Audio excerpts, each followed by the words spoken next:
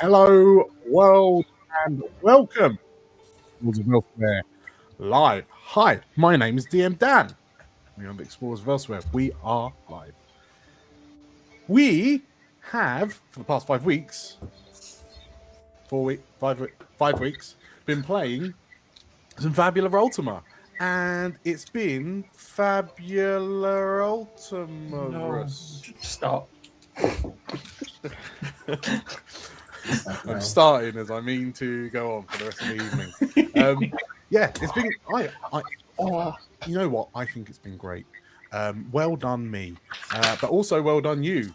You specifically being JC. Hi. Hello. Georgia. Hi. Hello. Karl. Hi. Hi. Surprise, Alex. Hi. Hi. And Theo. Hi. Hi. Hello. So yes, this is the final episode of our little 5-shot, our little toe dip into the world of Fabula Ultima, and the last prequel episode before we launch the 4th main campaign of the channel in a soon time. That was a fantastic sentence. Yes. We've had 10 we've had 9 other prequel episodes. This will be the last one. This will be the 10th, and we will see the events that lead us into campaign 4. So with that in mind, if you are enjoying what you're seeing, make sure to hit the like button if you're on YouTube, subscribe on YouTube if you're here, and if you're watching us over on Twitch, make sure to hit the follow button. You can jump into our Discord for free, the link's in the description, where you can have a natter with us about all the stuff that's been happening in the campaigns, as well as kind of seeing some of the art and some of the buffoonery that we get up to behind closed doors, which may or may not involve smut in Tomodachi life. If you would like to support us, we do have a YouTube membership and a Patreon, which starts from a couple of quid a month. That gets you access to some early content, such as Nate's Daggerheart campaign, which he's running at the moment, Tales from Elsewhere Sanctuary. That's been really fun. So yeah, being a member gets you early access to that, as well as supporting us. If this is your first time watching Fabula Ultima, and it really tickles your pickle, you can pick up the rules from DriveThruRPG. We've got an affiliate link in the descriptions. Doesn't cost you any extra to grab something using an affiliate link, but it does give us a little bit of a kickback, which is super helpful.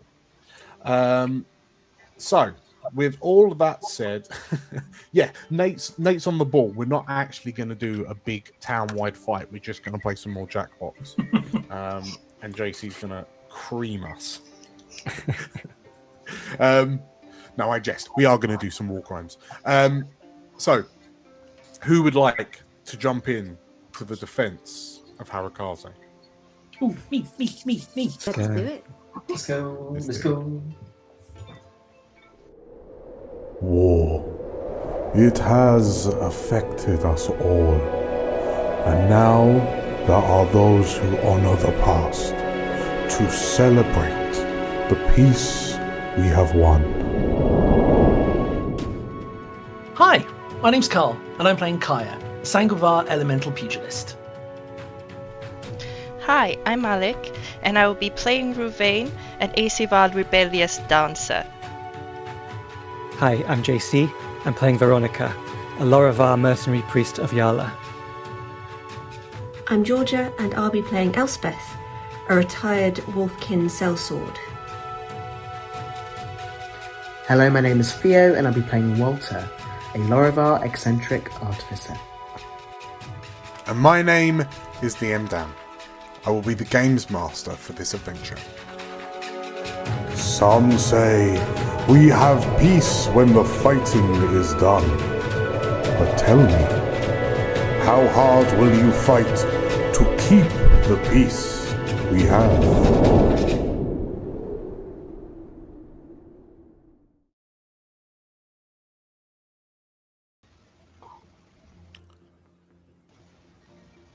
Listen, child, and mark this truth well. Peace and war are not strangers to one another. They move in a cycle as old as the tides, each giving shape to the other. We often name conflict the absence of peace, yet peace itself is most dearly understood only after hardship has revealed what its loss truly means. Can one exist without the other? Perhaps. But to imagine such a world is to imagine a garden forever untouched by winter. Beautiful, yes, but untested. The eschaton ended but 4 short years ago, closing the blood-soaked chapter of the greatest calamity Elsewhere has ever endured. From its ashes came the rediscovery, and with it, hope. Yet hope has been hounded by crisis after crisis, and now Harukaze burns beneath the weight of invasion.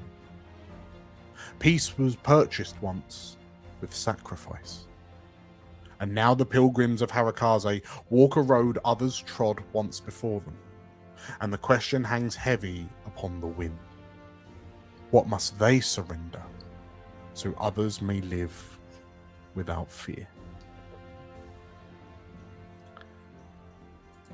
And so we find the 5 of you stood at the top, stood on the plateau of Harukaze, in front of, like a little way back from the portal, the archway portal suspended between 2 red-tiled towers that moments ago were connected to the capital city of Avonlea, but now is spewing forth soldiers in gleaming silver armor. We find you stood just behind the town sheriff Masanori and the Aquan Sprite librarian Forrest as these soldiers begin pouring out, and in supported by hulking metallic golems. We've got it's a picture. Hulking golem-like forms, wielding blades as large as a mortal. As the 5 of you kind of watch these soldiers emerge, one of the soldiers turns around and in a language foreign to you, an order is barked, "British!" And almost in unison, these soldiers lift what appear to be firearm rifles with a black iron casing and what appear to be silver, two-pronged tips, and with staccato cracks, and then what appear to be the sounds of blood-curdling screams.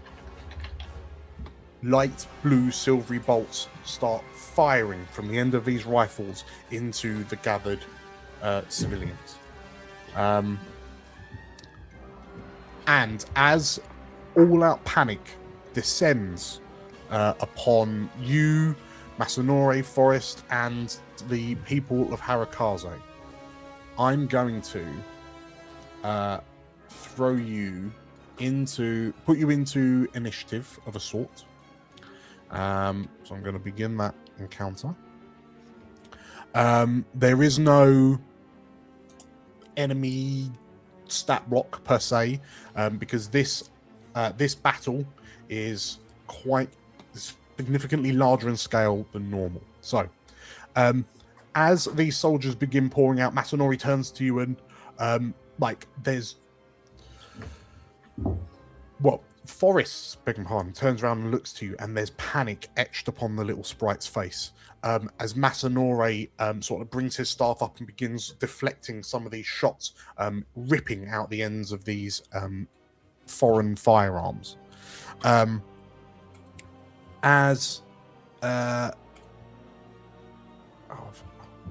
do you mean? Apologies, I've just been signed out of Foundry.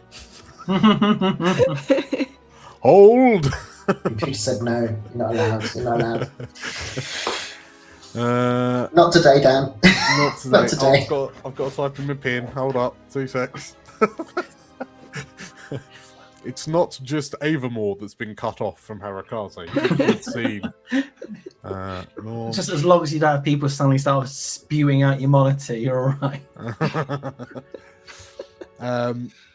So, yes, the way that this works, the battle for Harukaze, as the Battle of Harukaze is joined, we have 2 overarching clocks, and those clocks are overrun and evacuate.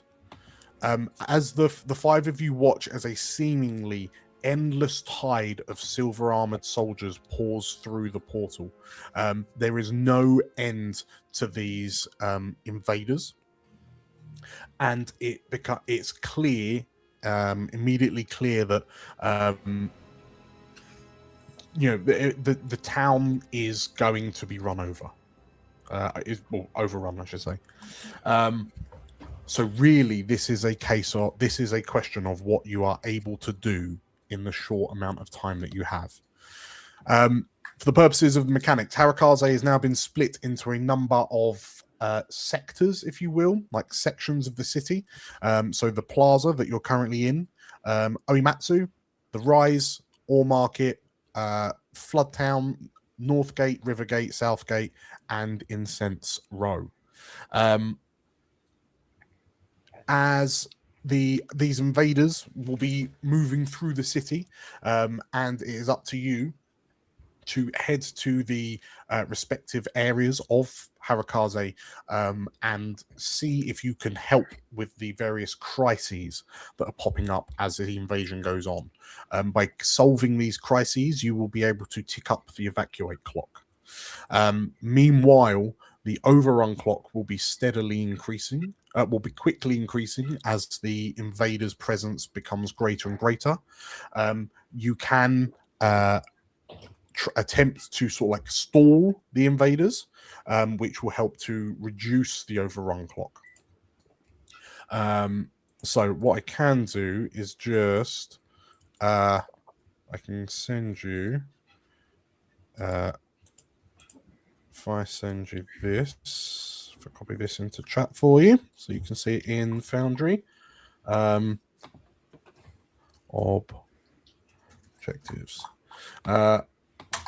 So, yes, on your turn, because we still go kind of round by round, you can move into an adjacent area. So from where you are right now, on the plateau, you could go into Oimatsu, the Rise, or down into Flood Town.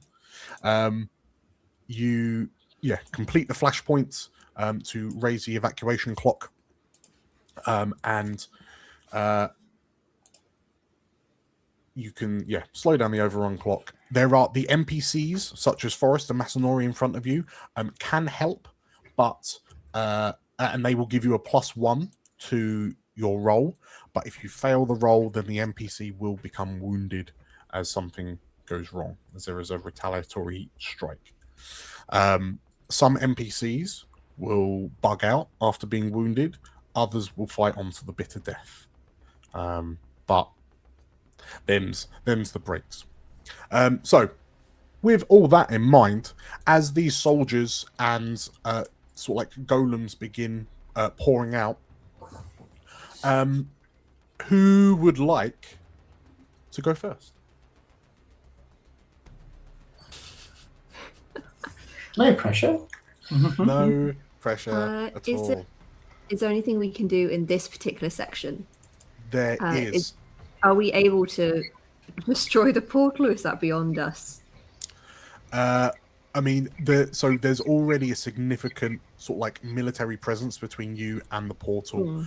But like as shots begin firing out and there are screams of panic from the nearby civilians, you can hear the bell from Otera Abbey behind you begins ringing out in a somewhat frenetic kind of warning sign to to say that something terribly wrong is happening.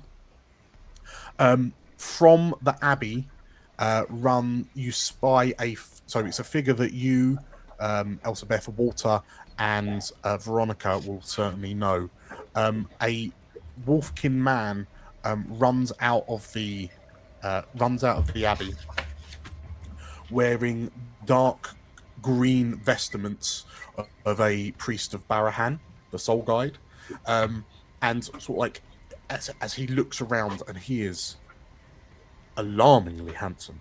As he sort of like looks around and seeing the commotion, you see him then sort of like conjuring divine magic to put up shields and kind of defend some people. However, this is your collective defenses. So there is a 4 clock here that you can fill in for the plateau. And if, as you're asking, Elspeth, I'll ask you to tell me what the flashpoint is. What is the crisis that has emerged as the Imperials burst out of the portal? I assume it's getting the people that are here away from here as soon as possible, because they need to start getting down the hill to safety. Okay, so if I call it protect the townsfolk? Yeah, or is it keeping the road, I suppose, the road down to the rise open so people can get through? Okay. Okay, so let's do shepherd the townsfolk to sort of like get them out of the immediate danger. So now that we've named this 4 clock, this 4 clock is now in play to be tackled. And once this fills up, you will then complete one of the evacuate segments. So, Elspeth, you've created the clock. Would you like to work towards it with an objective? Yes, absolutely. Okay, so effectively, it's just a case of you tell me how you're going about attempting to achieve what you're intending to achieve, and then we do a straight ability roll. She's going to just start shouting for people to get down the hill. Okay. If you're shouting at them, I feel like we could argue that's might and willpower, because you're being quite forceful and aggressive. Is that an open check? Do it as a if you do it as a medium difficulty check, so it's medium difficulty attribute check, so you can click when you've got that open. There's a little 10 it's set as default, medium as default anyway. Okay, yeah. So might and willpower as you sort of like start shouting at people, grabbing them, kind of throwing them out the way into safety. There we go. I think I've done that correctly. Let's have a look. That's a failure. Oh no! But that wasn't quite right because you've got willpower and dex. So you know what? I'll let you re-roll. Pretend I didn't do that. Yeah, willpower and might. We're not going to use our Fabulas after this, so we may as well. Oh, that's true. Very true. Yeah, we have like 11 of them, so. Yeah, Elspeth has got 11 Fabula points, so you just re-roll everything. I absolutely will. There we go. That was a success. Perfect. Okay, so an 11. So yeah, as you start acting as this kind of beacon, and guiding people away from the imminent danger, that is a success, which ticks up 1 segment of the clock. Nice. As that happens, no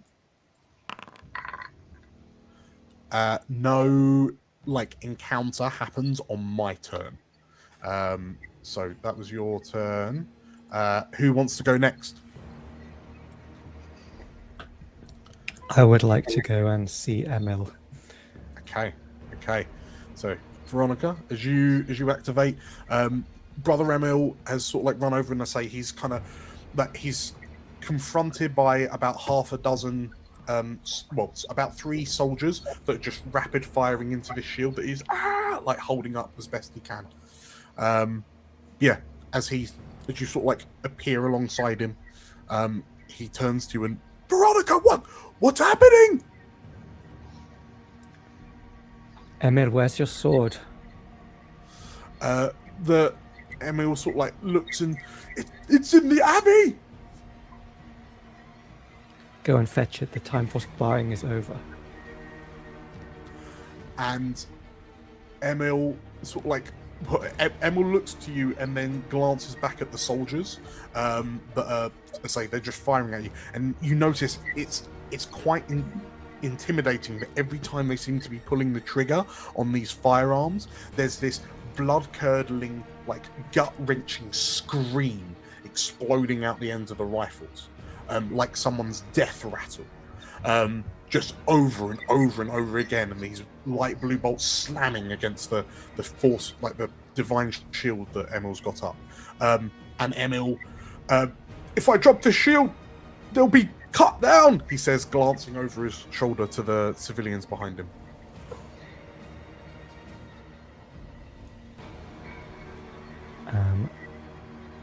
Okay. So if you want to sort of like, for example, you could tag team in and hold the shield up yourself, or go for the sword yourself, or yeah, what would you like to do? Yes, I would like to take over his shield. Okay. Potentially using ritualism. That might cost me a lot of MP. We'll tell you what, because effectively we're doing an objective type thing. Just tell me which abilities you want to use, and we do it as a skill check. It's gonna be willpower, I think. Okay. So roll me a willpower as you try and bring the shield up to replace Emil's. Would you like Emil to help you out in attempting to cast before we look at the result? Or are you just getting him to go as soon as possible? I'm gonna take over from him, and I'm gonna say, go and fetch your weapon. You need to stay alive. Okay. In which case, a 12 is a success, so you get another segment on the clock. And Emil nods, and got to be with you. And he sort of like ducks backwards. He's sort of like corralling some of the civilians round the corner, like the protection of the abbey. And yeah, he disappears in to find his own blade.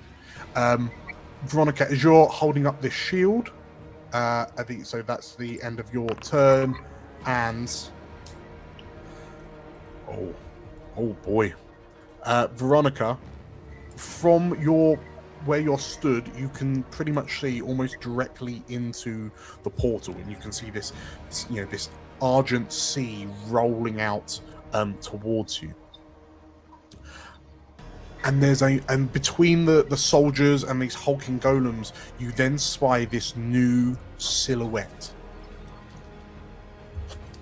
and what appears to be this four-legged, like a torso mounted on four legs like a four-legged spider, scuttles out, kind of rotating at the waist to look across the world with its skull, its silver skull faceplate.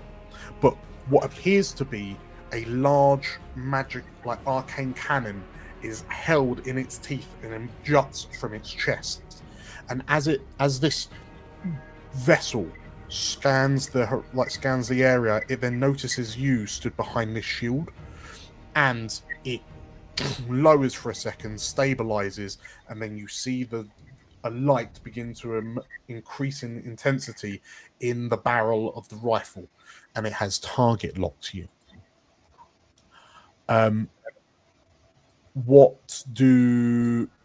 it's target locks you. It's charging up its laser, it would appear.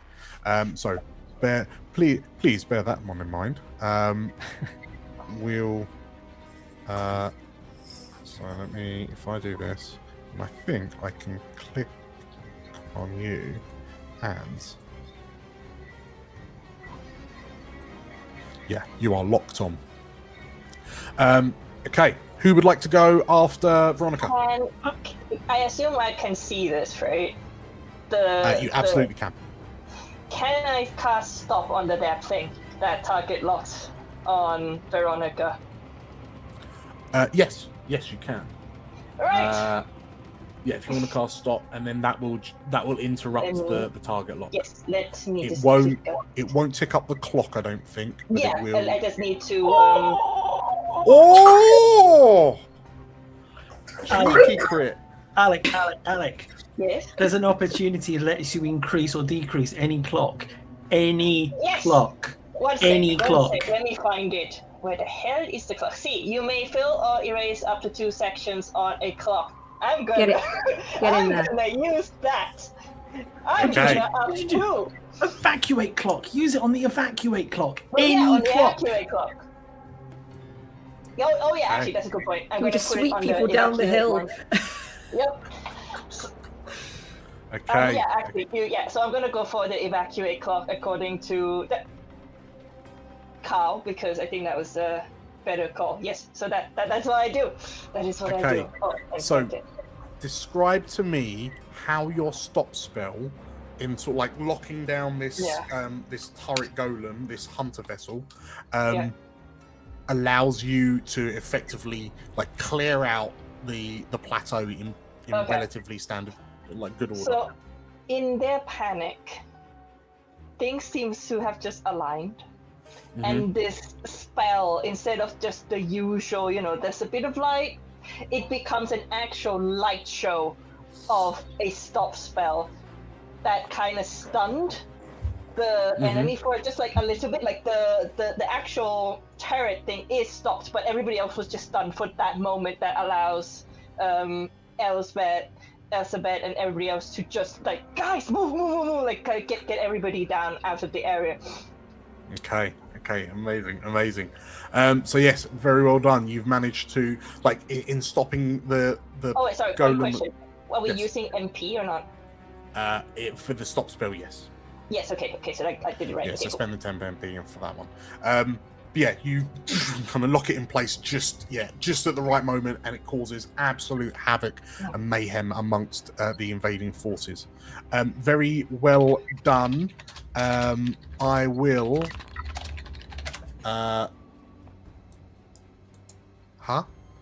She succeeded and got the opportunity. They succeeded and got the opportunity.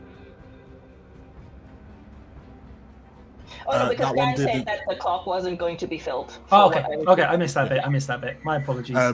So in that case, yeah, as you do that, the distraction is so profound that the invaders aren't able to retaliate against you directly. Ruvain, so we will move on to Walter or Kaya. Bear in mind, so on your turn you can move to an adjacent section if you want to. Wait, Start actually, sort of like I'm gonna dealing with other Sorry. flashpoints. I think I'm just gonna move here as well in just that because bleh. Well, you'll be able to move on your next turn. Okay. You have to move. Move before you do a thing. All right. So yeah, I'll go Walter or next. Kaya. I'm gonna say that this building here is some sort of bar/restauranty type thing that recently had a delivery of spirits in large barrels. Kaya moves up, finds one of the barrels, pulls a cloth off of one of the tables, pulls the cork off the thing, gives it a sniff. Oh, such a waste, but tightens up the cloth and starts pushing it into the barrel. And then as she pulls in the other side, she uses her magic to ignite the end of the barrel.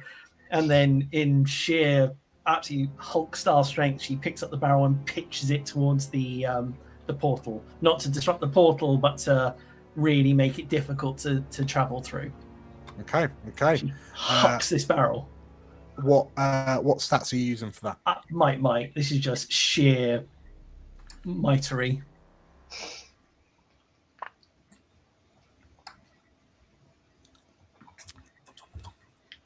Okay. Difficulty? Medium still. Medium still. Excellent. That is a success. Okay. And as you pitch this barrel and it explodes on the pathway leading from the portal, you see a number of these kind of soldiers thrown away by the explosion, some staggering away from the blistering heat as the alcohol flash fires. I'm going to do something odd. Okay. I'm going to spend a Fabula point Okay. to re-roll that 2 to get a larger result. Her theme of survival and I'm re-rolling that too to make it a 13 success. Okay. Which is 3 above the difficulty, which is 2 segments. And as the explosion rips out, perhaps aided by the fact that a lot of them are stunned and dazed from Ruvain's stop spell a moment ago, that completes the distraction and allows you to shepherd the townsfolk away from the plateau. As the explosion peels out, Brother Emil returns back to you, Veronica, armed with his blade.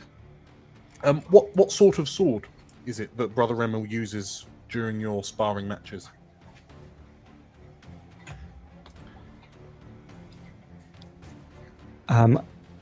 Emil has like a bastard sword, like a big long sword that can be held by either one hand or Hand two. and half. Okay. Amazing. Okay, so yeah, Emil runs back out with his bastard sword, and kind of seeing the confusion, he then sort of like ushers a lot of the civilians that were taking shelter behind the abbey. Brother Emil turns to you and says, "We'll take the hill routes down into Floodtown, and then do our best to escape through the north gate." And then he places a hand on your shoulder, on your pauldron, and "Good luck, Veronica," he says. Unless you would like him to tag team with you. No, I'm going to let him go. Okay. And I say, good luck. Please stay alive. There will be much work for you to come. Okay, amazing. In which case, yeah, Brother Emil. And then, I give him a little kiss.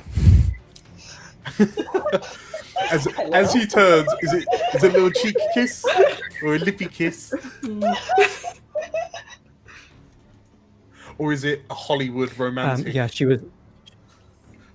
She dipping him. She was going for the lips, but then he kind of turned away and she got her cheek, and it's a bit awkward. But in which case, yeah, as Brother Emil turns and then you get the smack on his cheek, he takes a step and then pauses, looks around to you and survive this battle because we need to talk. With a huge target on your chest. Of course. Like The sniper beam currently on you.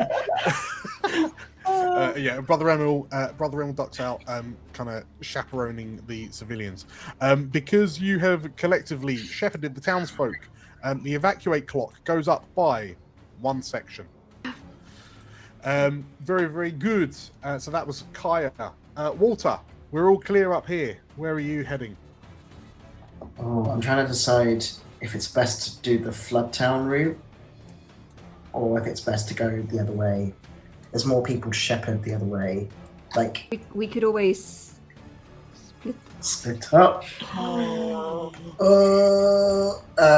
Do not worry, your GM is prepared for such an eventuality.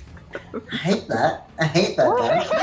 Tell you what, okay, I feel like Floodtown, because it's the poorer area, if they're down the hill, they might not have seen. I feel like if people are running past the others, I think logically Walter will be like, they may not be running quite that way. Okay. So he will run to Floodtown to see if he can convince people to continue going. And these are technically more his neighbours, so maybe he'll recognise familiar faces that he can help direct down in Floodtown. Okay, so as you make your way over to Floodtown, you head down the steep kind of hilly path that leads down from behind Otera Abbey down into Floodtown proper.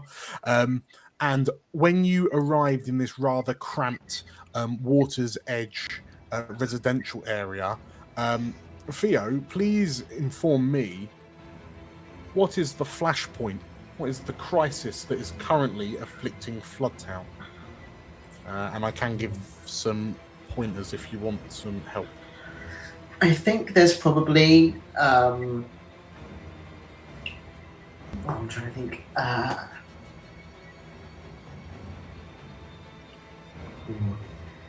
Because I'm imagining there might be gunners along this ridge shooting down into the... Sure, that makes sense. If that's that'd be quite a good one.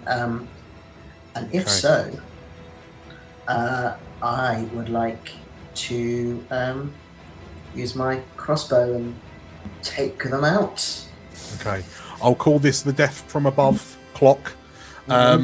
As you get down into Floodtown, as you're about to sort of like step out from the cover of the building, you just hear these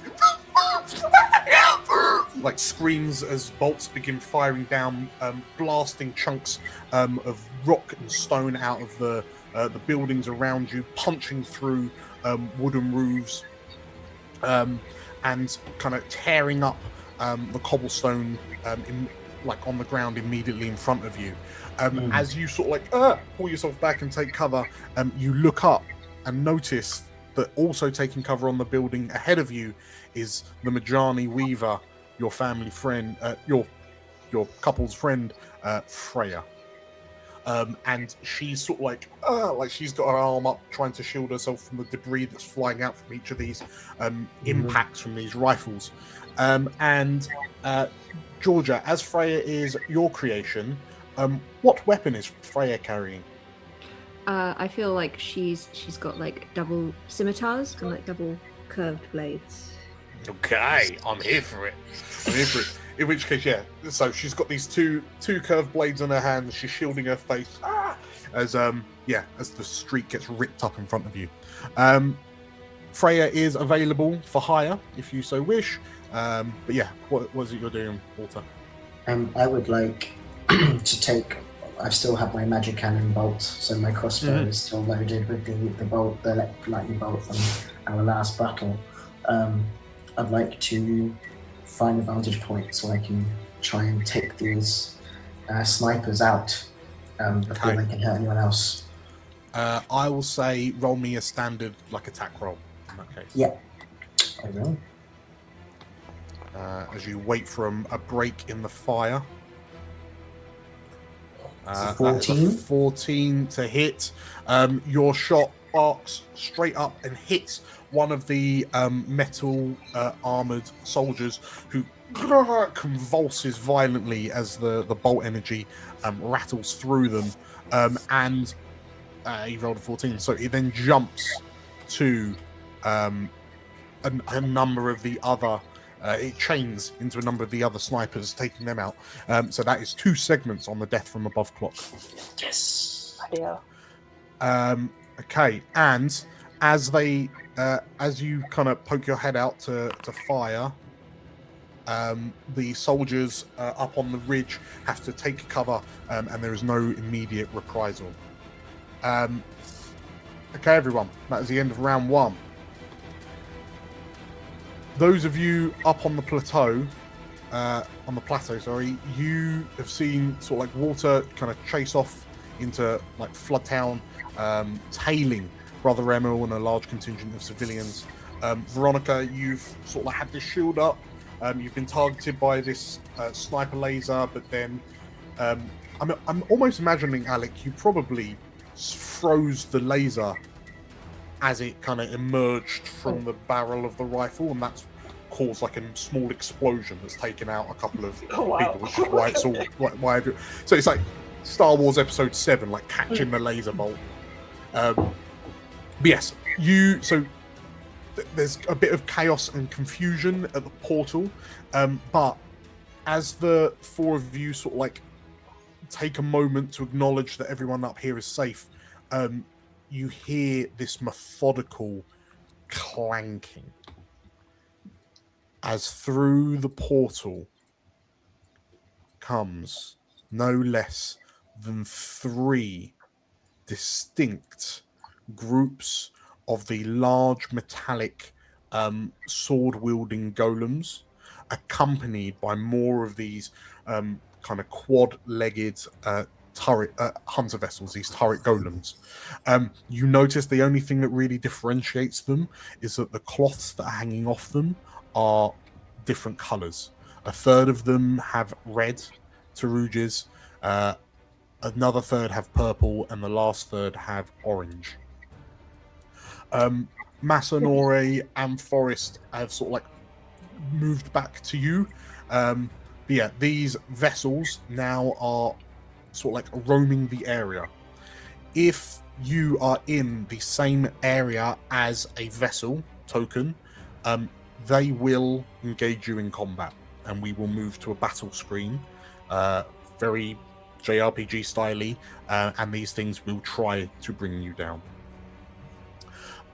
But as these reinforcements come through and you realize that there is currently no end in sight to these invaders, I will take the overrun clock and increase it by 2 segments.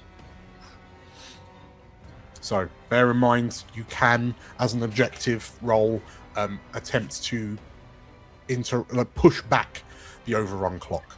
But yes, 2 segments have filled up. So yeah, if you end if you end the round in an area with vessels, they will attack you. So, round 2. Who's going first? I feel like Ruvain would want to go to Oematsu because that was the last place they saw Lathia. Mm-hmm. Okay. And things are a bit spicy right now. Okay, so yeah, you're able to sort of like head down the slope and then picture right into the sort of like the noble area of Oematsu. And sure enough, sort of like hidden like amongst the cowering nobles, you spy Lathriel, and he looks up and Ruvain! Ruvain! He shouts out. As you get here though, Alec, can you please describe to me what the flashpoint is? Okay, so I think their objective will be to evacuate Lathriel and the people there, as well as like anybody who has come in. Like they're trying to get him to get everybody from the caravan that came for trade out of the city, and anybody along the way as well, if that they can find. Okay, so it's you're evacuating the nobles. Yeah, well, if they're there. That's Yeah. what They are. They are categorically not helping fight the fight. Oh dear. Because I should say, as you head down the slope, you then notice that there are a number of like Harukaze guards that are running up the rise and sort of like up to the plateau to begin meeting these invaders head on. Can they try to stop these guards? The efforts of the guards, the town guards, they are, for all intents and purposes, set dressing. Yeah, what I mean is like they're trying to stop them to come and help evacuate people instead, because they've seen what happened up there, right? Like, there's no way we can fight them. Or at least like there's no way that we can survive fighting them. Well, so sorry, when you say they, are you like you can if you want? Or at least like, some can... of them could stay behind if possible to help. Yeah, well, so the guards are going to be kind of going around doing, like, they're rushing around and kind of helping people as and when they can. If you want to slow down the Imperial advance, you can do an objective to reduce the overrun clock. I mean, just describe to me how, although that's harder to do. Yeah, because I think their goal right now is to get people out. Sure. I think. Okay, well, evacuating the nobles is now in play, but you also have the option to attempt to slow down the overrun clock. But yeah, as you're so you can see these nobles, you can see Lathriel. If you want Lathriel to help you out, you can ask for his help, and you'll get +1 to your roll. But what is it you're doing to help this flashpoint? I think I'm looking at the terrain, and I think we have to go all the way down at least. And Southgate is the closest, I think. Yeah. There is the docks as well. The might docks. be living by the docks, but I don't know. Yeah, but there's a hill there. Yeah, you have to go down the rise. Yeah, so we Past up either try to climb down, which could be more disastrous, or just go straight down towards the gate. Oh, I imagine the And then nobles grab have like everybody a here as well. Batman pole down to the dock. Yeah. Like a hidden Do they Batman. have It's a- like, yep. Yeah, I think if Ruve was more rogue, it might have worked. But anything to do with physical stuff, they just suck. So, so it's just running down the road. I think so. First is getting people out of this area. Then I think it's gonna be the rise after. Okay. Let's see. So yeah, which abilities are you using? So, oh god. Is it mirror? Is there anything happening with the Imperial right now? Are they attacking? Like where Ruve Yes. is specifically? Are the bullets At any given point, imagine that there are many enemy soldiers in your immediate vicinity. Are the bullets actually magic? It is, right? So you would know. So you've acknowledged that these are firearms. So they are firing kind of blasts of mana. They don't seem. They seem similar to firearms that you'd see around the rediscovered world that fire kind of blasts of lightning or magic or fire or whatnot. But there's something a little bit different about the blast coming from these kind of enemy firearms, and the scream that emanates every time the trigger is pulled is deeply, like, it unnerves you in your very core. So it's like you're listening to the sound of someone dying every time the trigger is pulled. And just to highlight this, in this moment, like, one of the nobles that is cowering decides to make a break for it, and sort of like run for the rise on their own. And as they sort of like break cover, some Imperial soldiers see this and then kind of fire a volley down the hill. It hits the noble in the side. The noble is picked up and tossed a good 5 to 10 feet away from the blast point, and then you watch, like, as the body hits the ground, the noble's skin has kind of ossified and dried up, and you realize he looks like the priests of Selenith you found on Mount Yuji. Okay. Right. I'm trying to, because they're very support and they don't really have any attack except for gamble. So that's why I'm like, But bear in mind, you can just pick two abilities to do an objective with. Okay, because on one hand, I thought about acceleration, but it's only for one person. To just get people out faster, essentially. And there is stop again, but it's one creature, so I can maybe stop a few of them, or like... God damn it. Ruven, you're not built for a fight! There's also Ouroboros stance if I want to do a cheeky get people to move first kind of deal. I would say you don't have to look at your combat abilities. You can just tell me what you're doing, and then we'll pick some skills for it. I'll tell you what, if we'll put a pin on that. We'll come back to you in a bit. Yeah. Who wants to jump in? Can I go next? Go, Kai, go. Kai is firstly going to turn to Elsabeth. It's like, are you going after water? I trust him to know what to do. Where do you need me? I'm heading down to the rise and see how things are. I mean, follow if you need, or see where else you need. But I'm heading down that way. I will come with you.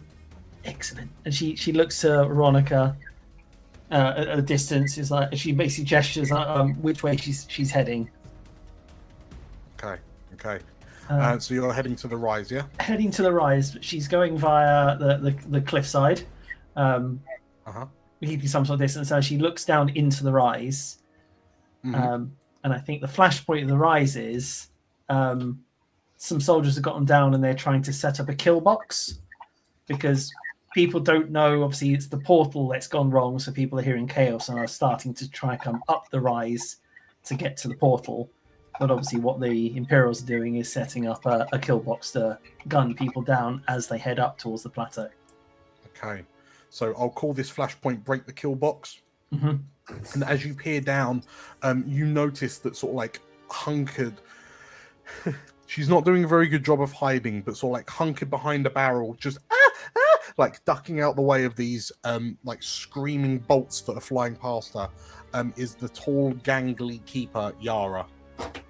She just kind of ducking out the way, and there's just, like bits of debris from the library behind her just showering across her head.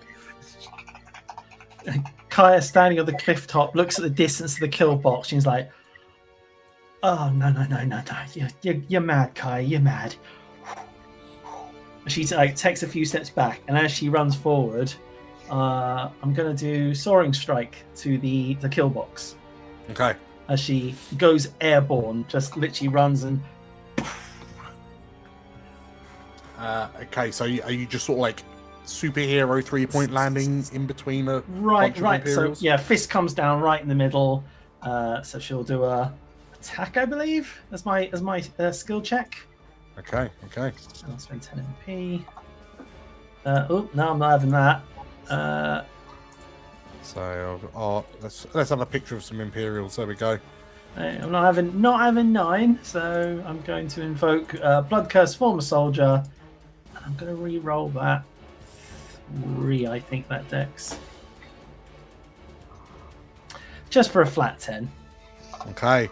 Well, flat 10 is all you need to get one segment. So as you soar down, you kind of crash into the kill box, and the silver armored soldiers are sort of like tossed away in different directions. You notice that these ones seem to be wearing like an orange accent. Some have got sort of like large rectangular but sort of like curved shields, and wielding like swords, but the tip angles forward at like a 60-degree angle, that you realize would be quite savage if it were to lip over a shield, for example. Yeah, it looks like they're like a different division or a different brigade to the red and purple wearing troops up on the plateau. She rises up and does a Neo. Okay, that is so. As you land, they respond with nothing. Okay, so yeah, they pick themselves up slowly. Alec? Yes, I have an idea, and Yes. I would like to see if it will work. But I would like to use a Fabula point to distract the soldiers with flashy magic. So are you using a Fabula point to introduce something to the scene that is not currently there, that you're then able to use? Actually, yes.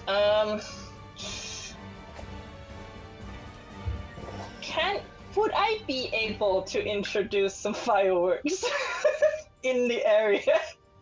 Yeah, crack on.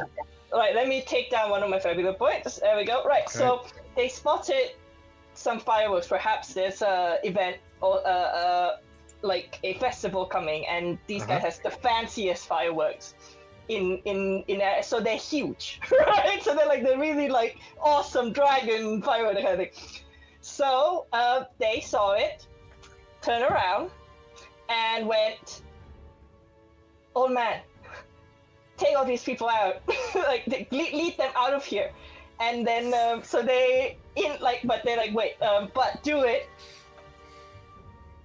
the moment you hear I say now. All right, I'll be back." And I'll be back. But all right. So they just stumble a bit, ran over to the what they spotted, check it out, and then shout. So check to make sure everything's well first, and then there's things to like create a fire with. Yeah, flints. Keep an eye on the people and make sure they're safe for now, and turn around and shout at the Imperial and go, "Hey!" Okay, so wait, so are you distracting the Imperials or firing fireworks at them? Well, I'm going to distract with the fireworks, so I have to. I see. I'm taking their attention. I see. Okay, I'm going to ask for willpower for the shouting and dexterity for the aiming and the shooting. Oh, yeah, no problem. Right, so Dex is going to be a problem. Is it an attribute check?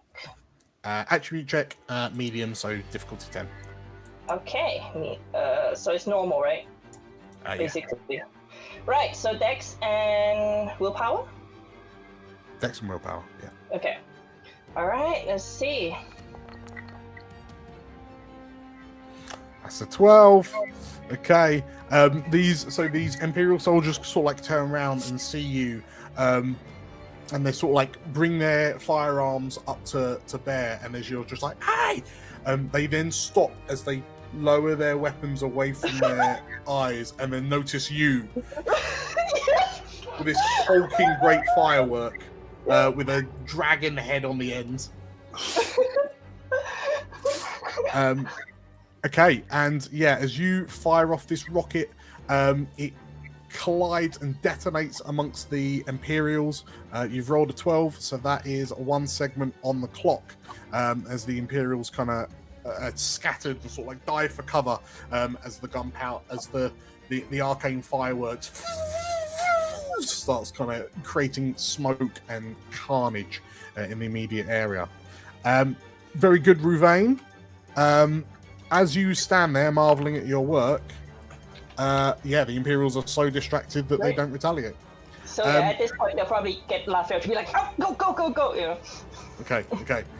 So there's still 3 segments on the evacuation clock of the nobles, but yes, well done. First one's there. Who's next? Walter, Veronica, or Elizabeth? I think I would like to go. Okay. Now that we've successfully shepherded people away from the abbey, I'm gonna go and follow where Emil and Walter went. Mm-hmm. And I'm gonna try and disrupt these snipers up on the ledge. Okay. So officially in Floodtown, but are you taking swords to some fools? I think so. It's time for Herdia to taste some action. Okay, amazing. In which case, if you would like to enlist the aid of Masanori or Forest, because they are still in the plateau officially. You want to tag team with one of them?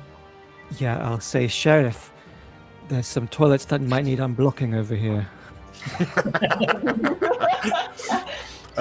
And like Masanori looks at you, there's this kind of grimace, there's this snarl on his face, but then he does a real Gimli like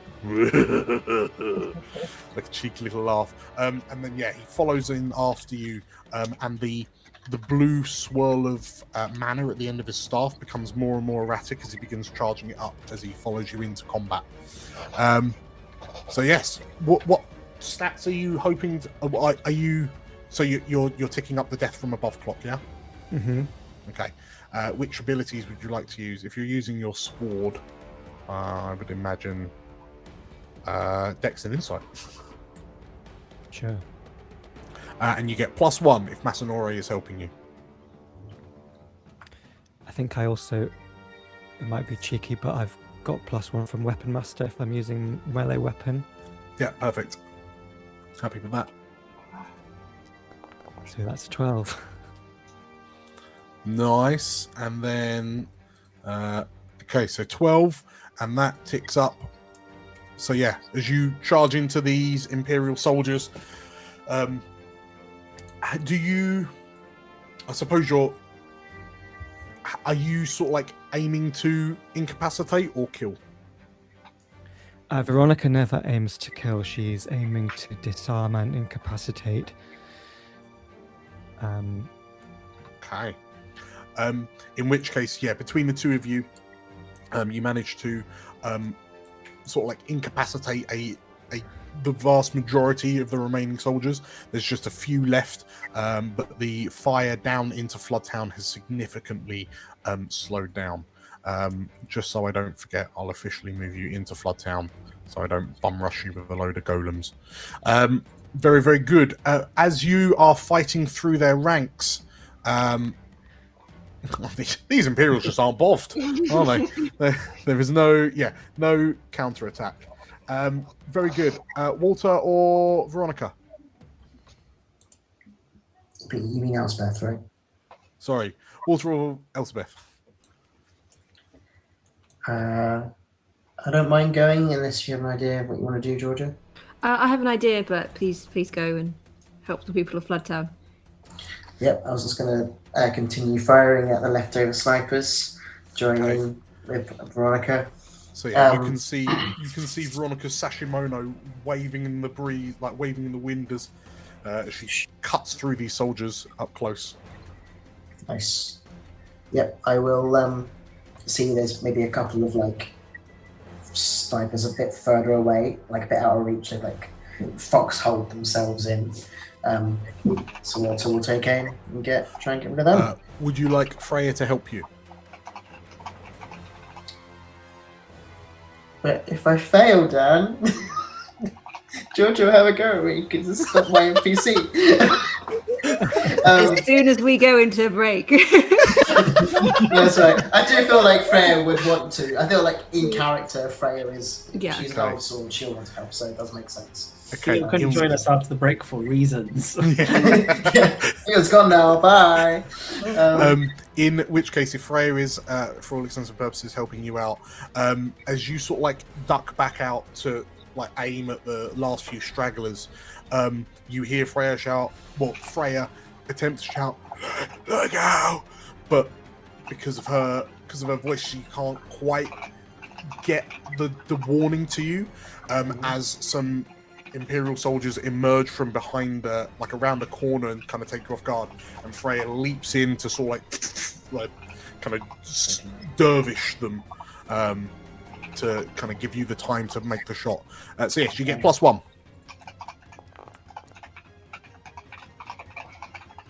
Oh, bish bash bosh. Okay, so Freya is able to cut through the Imperial soldiers, and you are able to pick off the last remaining snipers. That ticks up the death from above clock, which in turn ticks up the evacuate clock. The evacuate clock is now at 4 of 8. In retaliation, Walter. As you fire up another bolt of lightning, you are targeted by 8 versus your magical defense, as a chunk of rock hurtles towards you, conjured and fired at you by an Imperial mage. My magical defense is 11, so I think I'm okay. Okay. So as this Majani kind of fires the rock at you, you're able to duck out the way, and this like arcane conjured boulder smashes against the corner of the building you're stood by, and you're showered in debris and rubble, but yeah, you haven't been hit by the attack. Very good. So that's the end of Walter's turn, and we go over to Elspeth. I think Elspeth. I think for evacuation sake, she's grabbed Forrest and she's got him under her arm. Yeah, I think it's time to leave, Elspeth. We are leaving. They've left. They're now on the rise.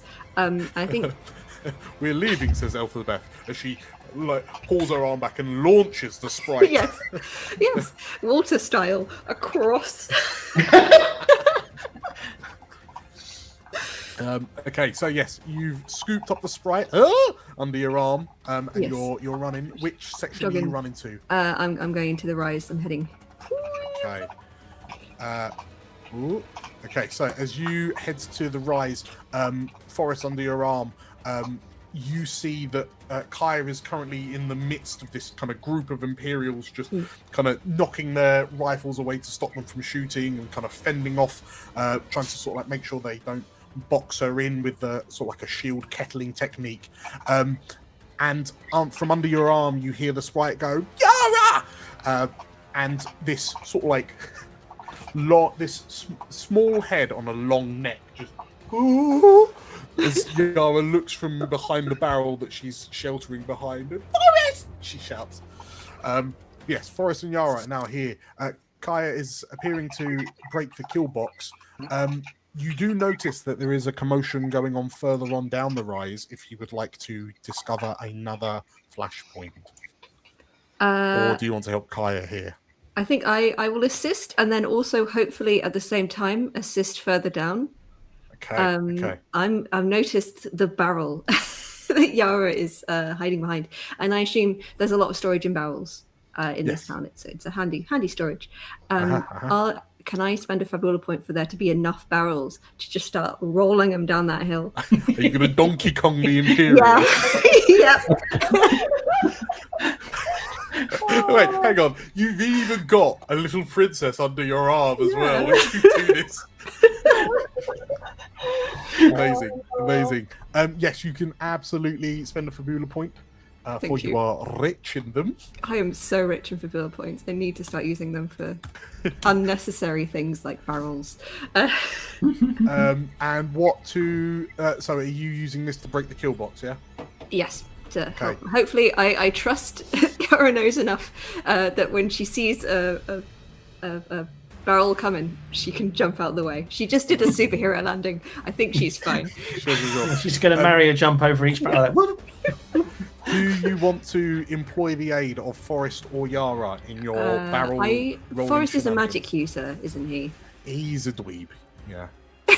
He's a dweeby little magic man. Yara's got like quite long limbs, so she might be able to get some. I think I will employ Forrest, and I will protect. So, what should I roll for this? Completely up to you. I mean, if you're rolling and trying to sort of like bowl people over, I think Dex has got to play a part in that. And I could argue Dex might. I think. Mike's. So Dex primary, might secondary, or either or. But you'll also get a +1 if Forrest is helping you. Cool. Effectively, Forrest is just sort of like going from barrel to barrel, looking inside to see what's the heaviest looking ones. This one! This one! There's rocks in here for some reason. Those are my rocks! Shouts Yara. So this is an attribute check. Correct, yes. Cool. And then difficulty 10, so... There you go, 12. Boom. And did you add the +1 for Forrest already? Yes. Amazing. So a 12. Kaya, you hear this rumbling that gets louder and louder, and as you turn and look, there's Elsabeth further up the hill, just launching barrels. That's a cool way to die. As you're sort of like vaulting out the way, these Imperial soldiers are just turning around and just kind of getting knocked by these barrels and clattering down, sliding around, absolute bedlam. Congratulations, Elsabeth. You have successfully aided in the breaking of the kill box with some barrels. And in retaliation, the Imperials are just like, really?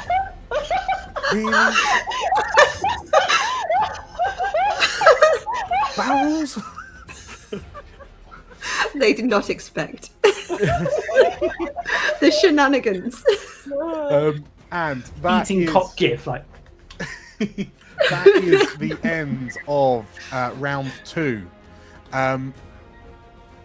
At the end of round 2, the overrun clock moves up another 2 segments to 4 of 8, and the Legion vessels will begin to spread out.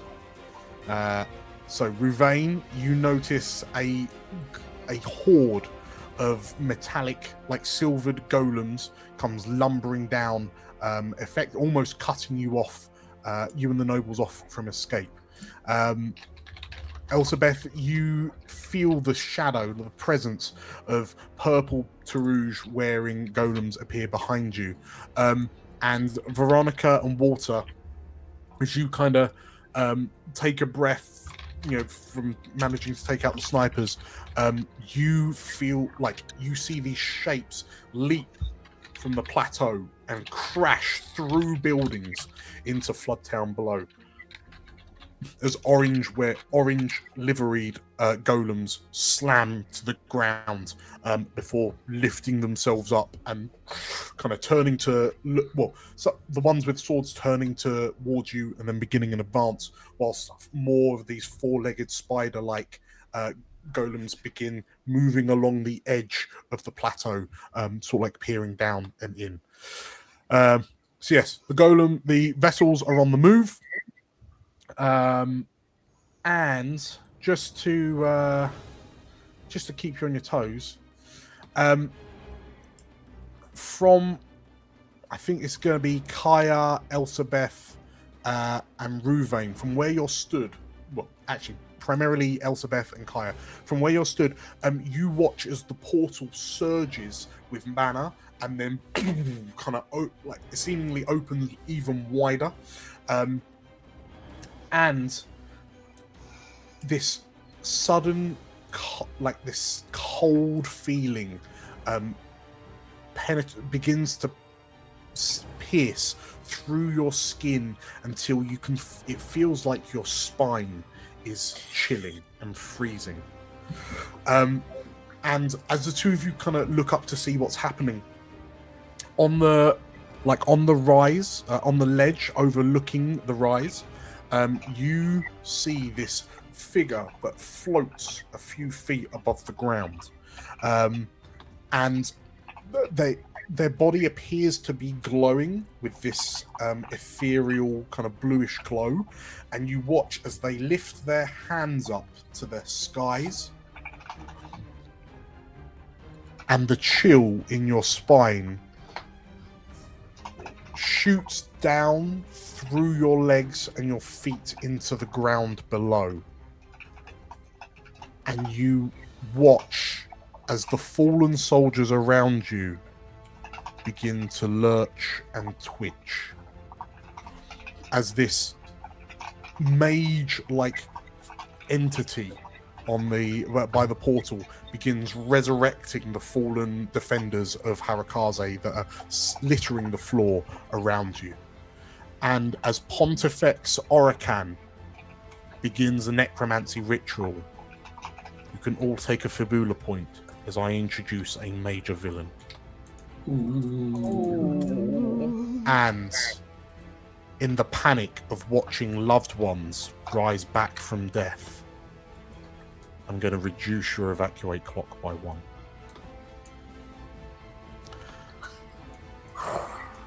Round 3, who wants to go next? Daniel! Mm-hmm.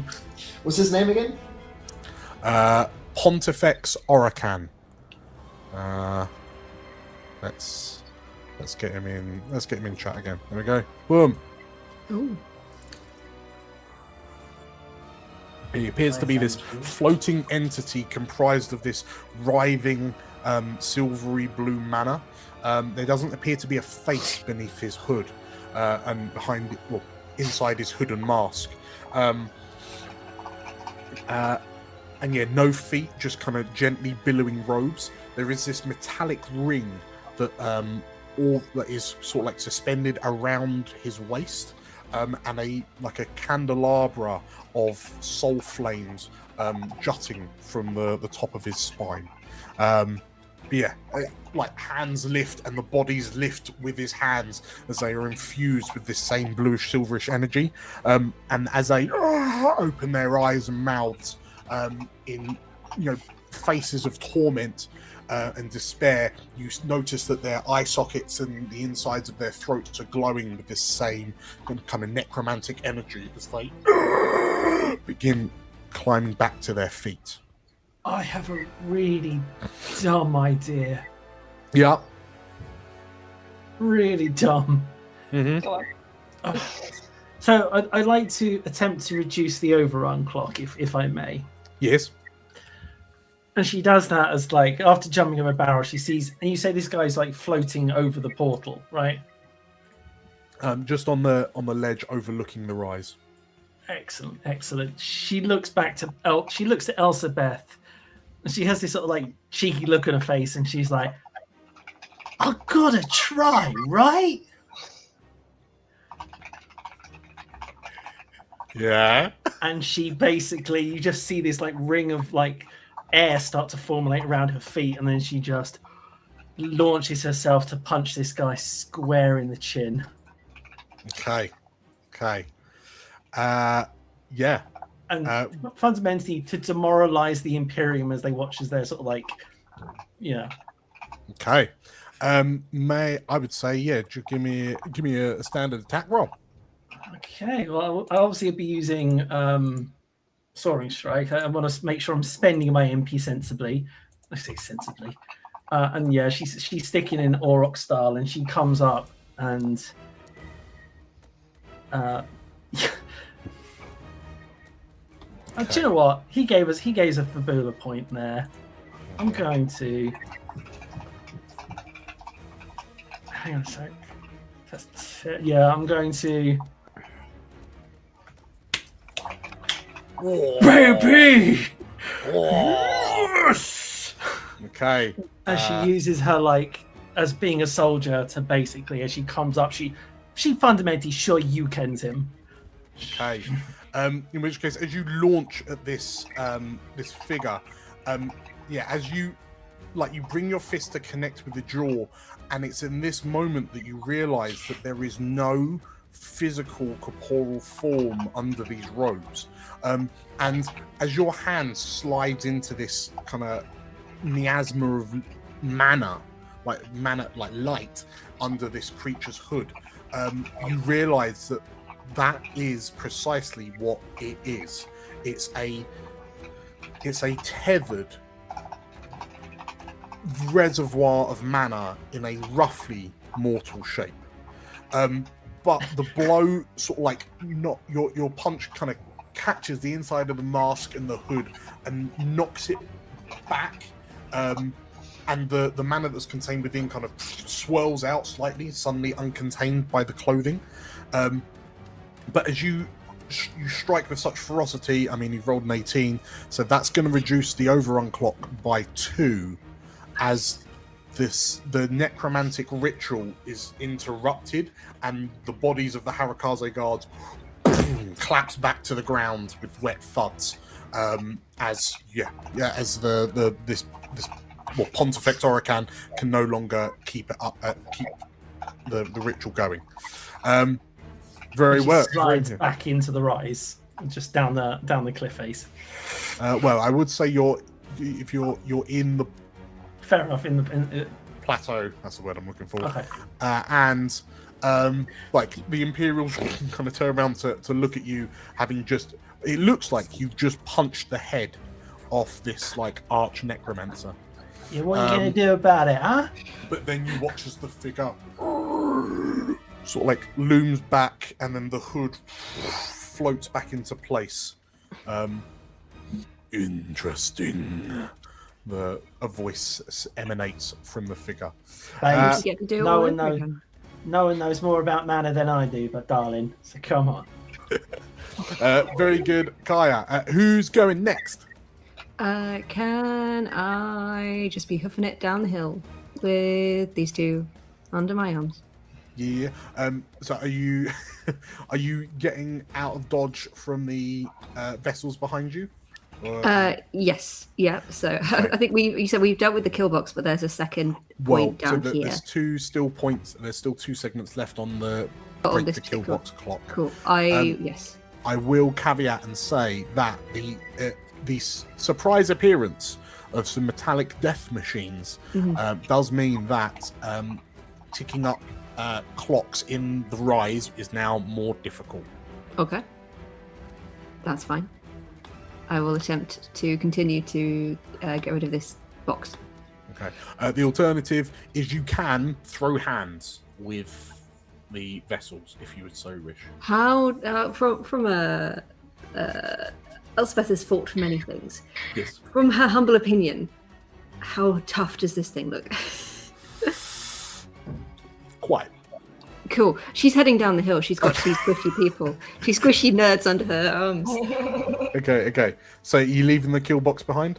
I think I'll head there, and then I will attempt to get through the kill box, and then if I can, I will keep going down the hill.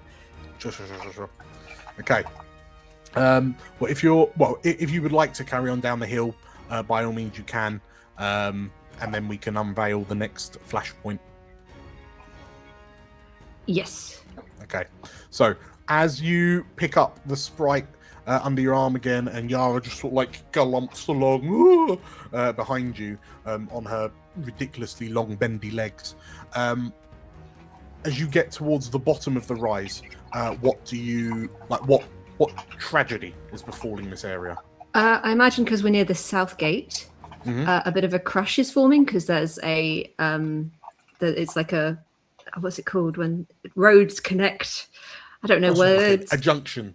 Yeah, it's like a junction of like lots of different roads are feeding into the south gate, and obviously that's where a lot of people are trying to get out of. So I imagine there's a bit of a crush going on. Okay, not so helped by the guards arriving. I'll call this a panicked crush. Amazing. So as you arrived at the panicked crush, it looks disastrous. You can like hear the screams of panic as shots kind of arc overhead and sort of like crash into the roofs of buildings ahead of you. What are you doing to tick down this panic crush?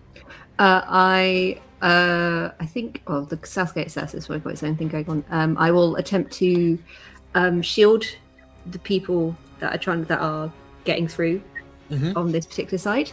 So she will. I'll use another Fabula point. If there's like a cart somewhere nearby, or like a vending stall, she'll grab up some bits of wood and she'll use those from the opening.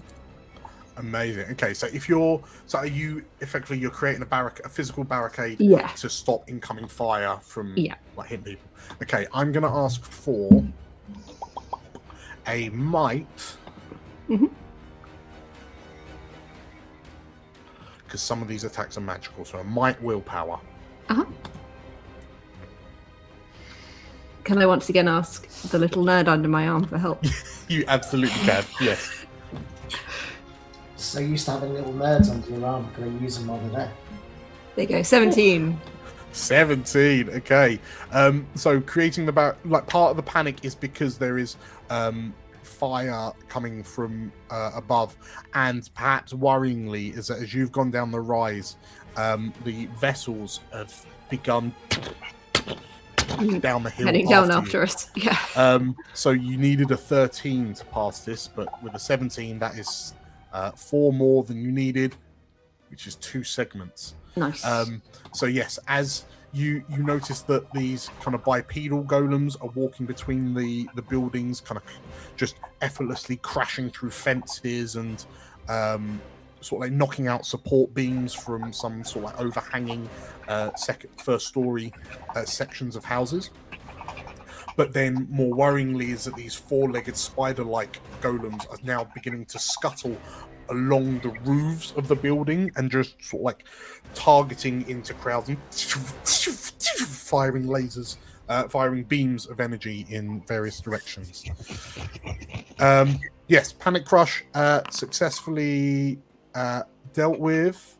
However, as one of these hunter vessels on one of the roof shoots down. No, sorry, beg your pardon. One of the Guardian vessels, the bipedal ones, as it crashes through a support beam, you see a house creak, lurch, and then kind of collapse in on itself. And you hear this panicked cry for help emerge from the building. So there is a crisis. There are people trapped in a nearby building. Elsabeth, you can attempt an attribute roll, and if you succeed, then you're fine. But if you fail, then you will suffer one of these status effects. Cool. She's helping. So how are you going about rescuing the people in the collapsing building? She's headed in with muscles. She's pulling off beams and rock. She's putting the nerd down. She's got both arms. A might? Yeah. Okay, roll me a might. Might. Might, no modifier. There we go. It's a failure. Can I spend a Fabula point You to may. re-roll? You may. Do I just re-roll it generally, or do I have to? Right, if you write. Yeah, right click on the chat blob. Oh, yeah. And then you can do invoke a trait to re-roll. So which trait are you invoking as you kind of start pulling away the rubble? Theme, duty. Okay. And then it's just click them both. If you want to re-roll both, yes. Yeah, absolutely. Because I have 2 3s. There we go. Crit! Oh, she's only got a crit! Amazing. Okay, so you describe to me how you absolutely savage this house. Collapsing house. Just picturing, just like she so effortlessly tosses bricks over her shoulders. She's basically building a new house on the other side of the street. like in the Lego movie. Amazing.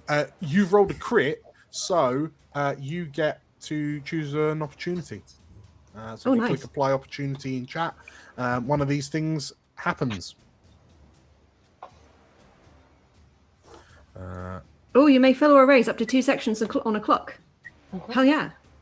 Doing that. Okay, so if you click that and then select, which clock would you like to tick up? Gang above table. Which clock should I? The Evacuate. evacuate. Yeah. Because, There we go. That's the big one. Yeah. Okay.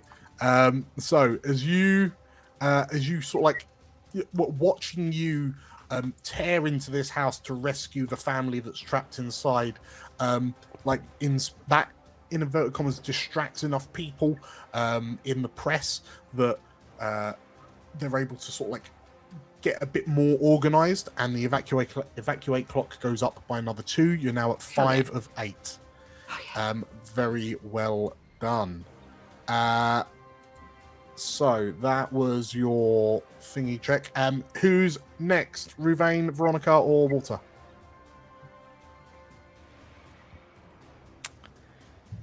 I think I would quite like to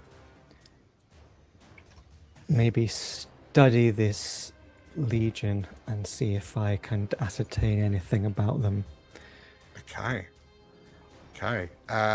Roll me a study check. Would you like to so are you staying in Floodtown for now? I think so. Okay. By all means, roll. If you select the token, the 6th Legion Vessel's token, and then hit T, when you hit the study roll, it will actually actively pull stuff from their stat block. If you roll high enough. So study, and would it be insight? 2 insights. There's a study button. Yeah. On your stats page. Yeah. Usually an insight. Yeah, absolutely. Sure. Well, you're no longer locked on either. 14. Okay. Are you happy with the 14, or do you want to double or nothing? I think I'm not going to get better than that. Okay, fair. My dice rolls. Fair. Okay, so 14. What gets unlocked on a 14? If you click on it, you've got a study button. If you put in the result 14, it will then apply it to chat.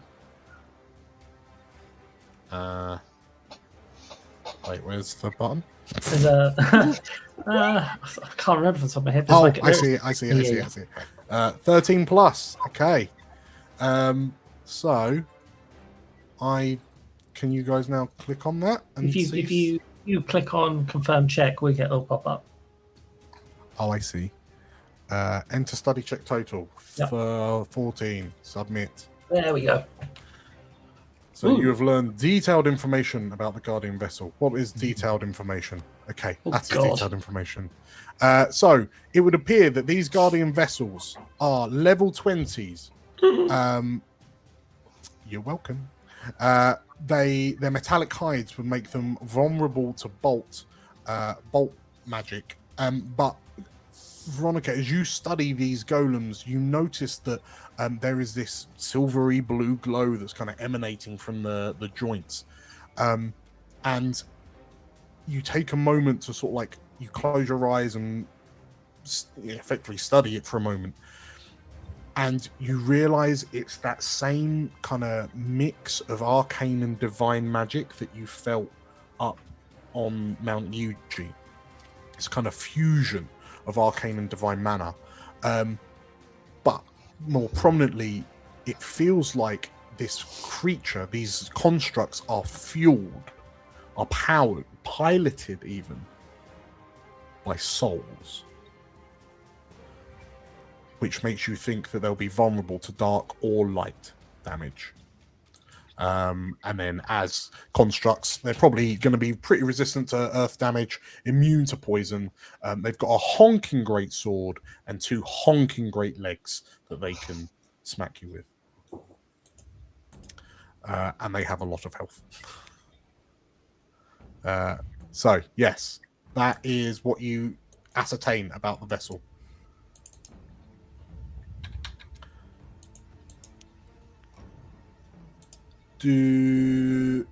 So you're there now. As you study, in which case, did you finish studying the golems? You are broken from your musings by another local crisis. Tell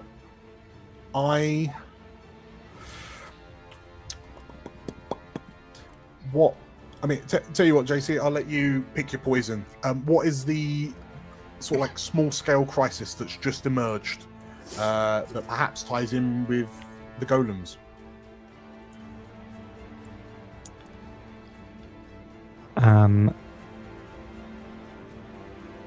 I think maybe somebody needs healing. Okay. There's some civilians who have been sniped at, and they are sort of, the golem is between me and them. Okay. In which case, one of these Guardian vessels has sort of like stopped and turned to look at this group of downed civilians, and then it slowly turns to face them and begins walking over to them menacingly. How would you like to intercept this crisis? Intervene in this crisis?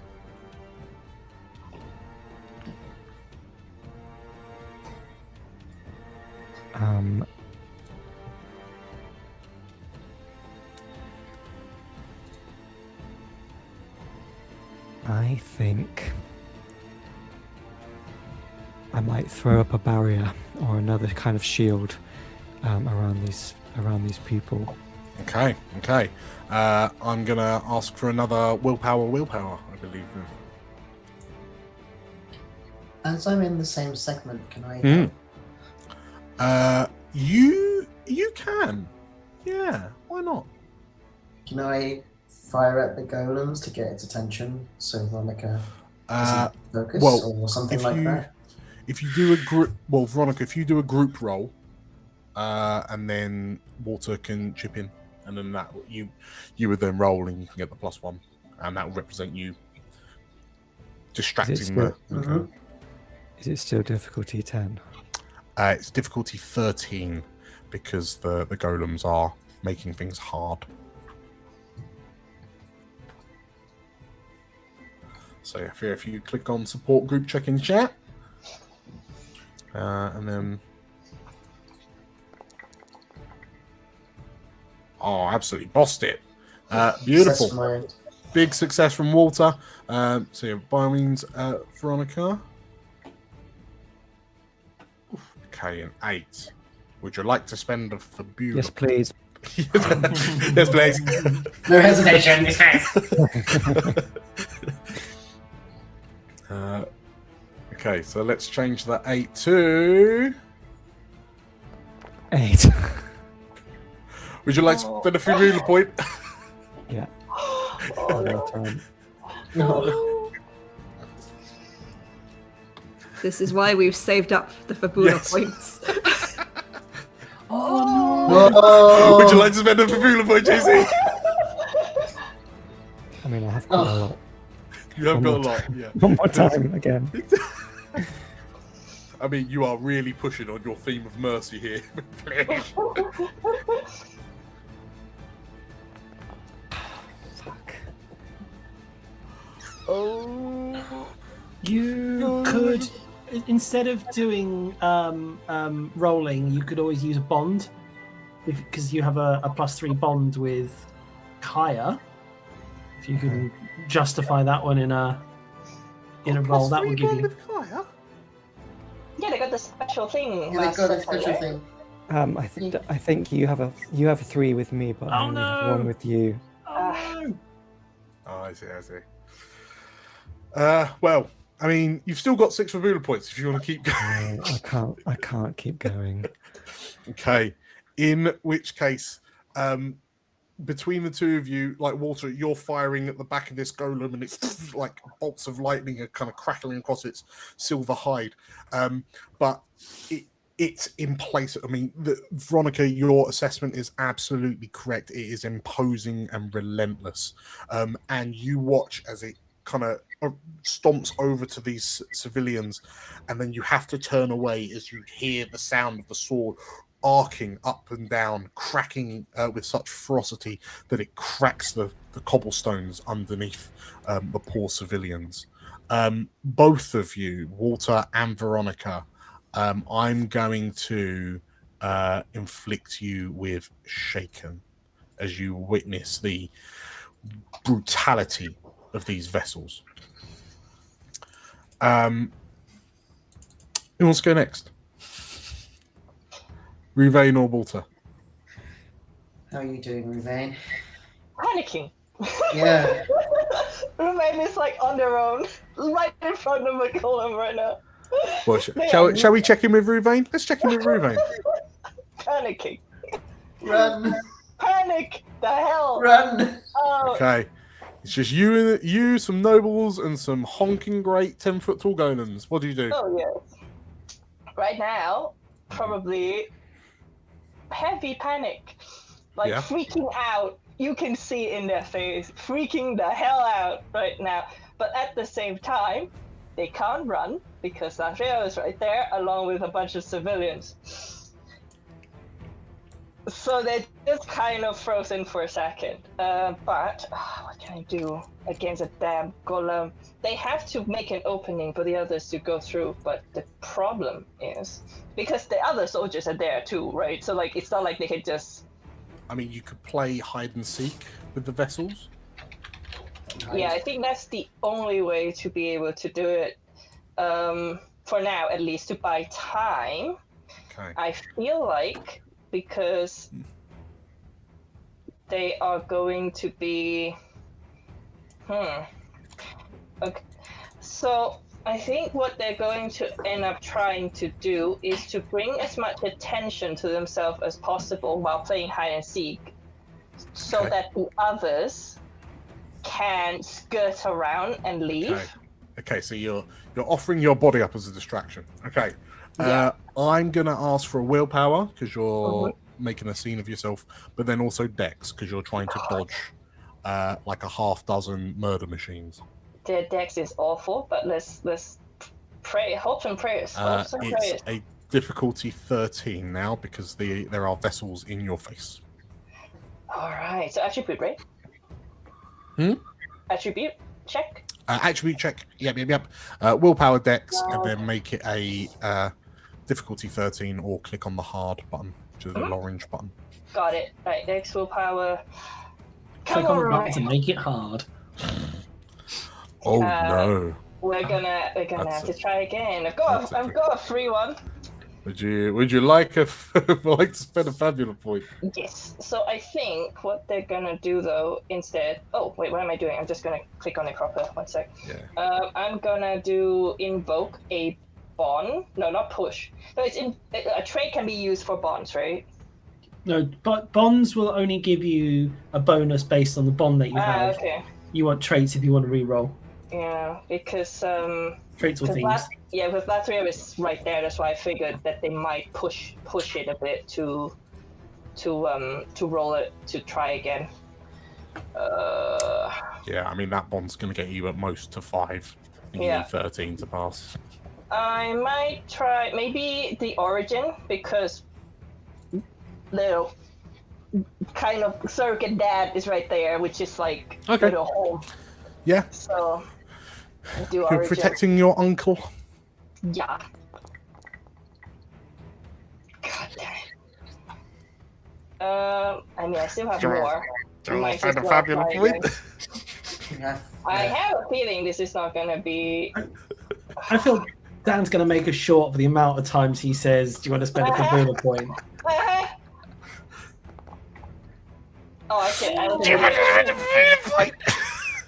should have. I know I made a mistake. I should have rolled only one of them. Damn it. Well, okay. Tell you what. If you wanted to keep the 9, which would make sense, and then you replace the 1 with a 4, so that is 13. That is a pass. Thank you. The mercy from the DM. you tick up the clock by 1 as you sort of like take the vessels on a wild goose chase through Oematsu. And I'm going to have you imagine this as an absolute horror film as you're kind of going from building to building, and then these 10-foot tall metal golems are just smashing through walls and kind of grabbing at you and swinging swords and like kind of.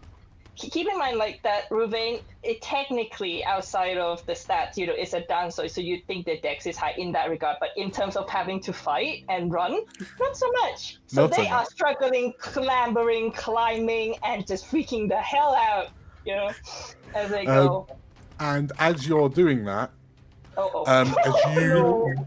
you sort of like dodge out the way of this large Sparta sword swing, and as you take a breath, you watch as one of these spider-like creatures that's clamped onto a roof of a nearby building turns its torso to you and as it locks onto you, and you are now locked on. So if you don't deal with that, it will shoot you next turn. Very good. Walter. Hello. I think, having seen what we have just seen, I will turn to Veronica. It's like we just need to go. I don't think we can do much else here. We need to get to the next section. And Walter will. I think he will move to the north gate. And see what help he can do there. Okay. As you get to the north gate, tell me what the flashpoint is. I feel like there's an issue with the door. Like people can't physically get out. Oh, that. Like something's happened to the door. Like there's like some sort of issue in front of it. I don't know. Maybe some rubble from some laser has meant that you just can't get through. There's a stray shot has struck the palisades above, and it's kind of collapsed down, and it's now, like the hinges are effectively knocked out of bonk. Okay, so the gate won't open. Amazing. How are you dealing with that?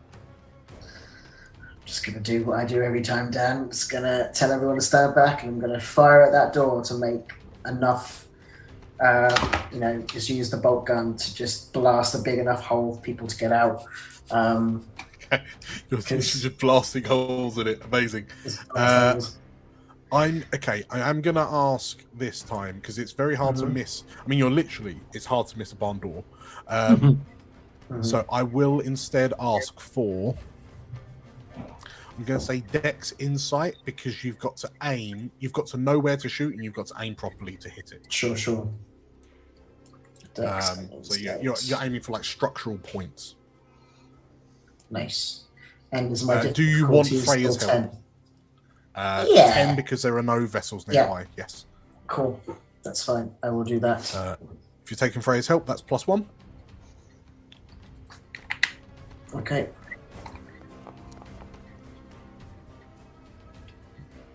Nice. A 12. That you begin blast a small hole appears in the door. Like it, Freya's kind of busy trying to get people out the way to give you a clear line of sight. But yeah, it's difficult because the crowd are just sort of like pressing in on themselves, trying to like push the door open. But that's just Theo? making it worse. If you pushed, you'd get two segments. Ooh. You just Push, need a 1 on there, and you'll get an extra segment. Invoke bonds to push. Can I invoke bonds with people who aren't there? I would say. Well, really? Yeah, because it's not about people there; it's about your memories and your relationships, your connections to them. It's meant to be sort of metaphysical. Because even characters who are dead, you can still have bonds with them. I see. Okay. In that case, it's going to obviously be Elspeth, who is very much I'm going to fight and push things and like. I don't think Walter. I have watched Elspeth barge through houses, punch many holes in doors, and punch holes in doors. I'm trying to invoke Elspeth here by punching a hole through the door. Okay, so spin that, and that shoots up to a 15. And yeah, spurred on by your memory of Elspeth, you manage to punch a bigger hole in the door. Congratulations. Picture your spell as my fist. Okay, so that's 2 segments on the gate won't open clock. And as you're busy doing that, there is no Imperial activity in your immediate area.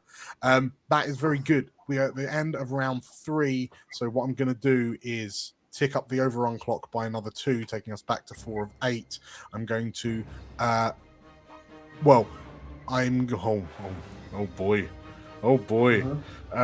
Some of you are in the same area as some vessels. So, Walter, as you're desperately trying to open this gate, Veronica, Ruvain, and Elsabeth, you hear this sort of like heavy clanking as...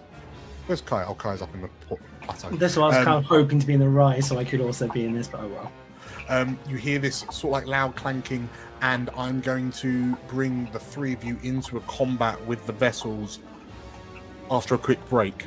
So we're going to disappear for 10 minutes. When we're back, we're going to throw some hands, some big metal silver hands, and we'll see what happens. If you're enjoying it, hit the like button, hit the subscribe, hit the follow button. See you in 10 minutes. You better come back.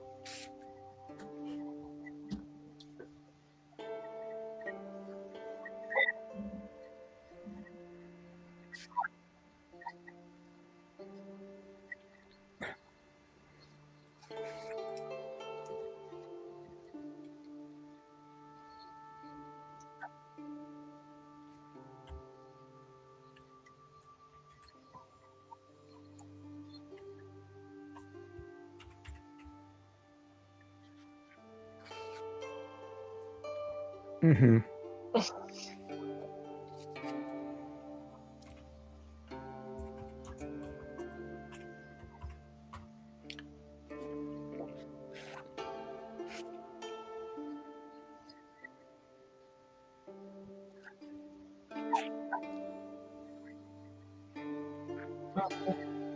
Yep.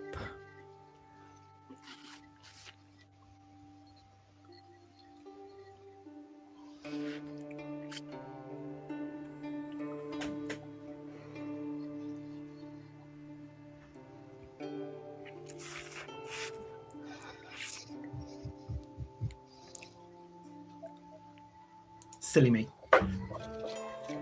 So, is there a second round option to join?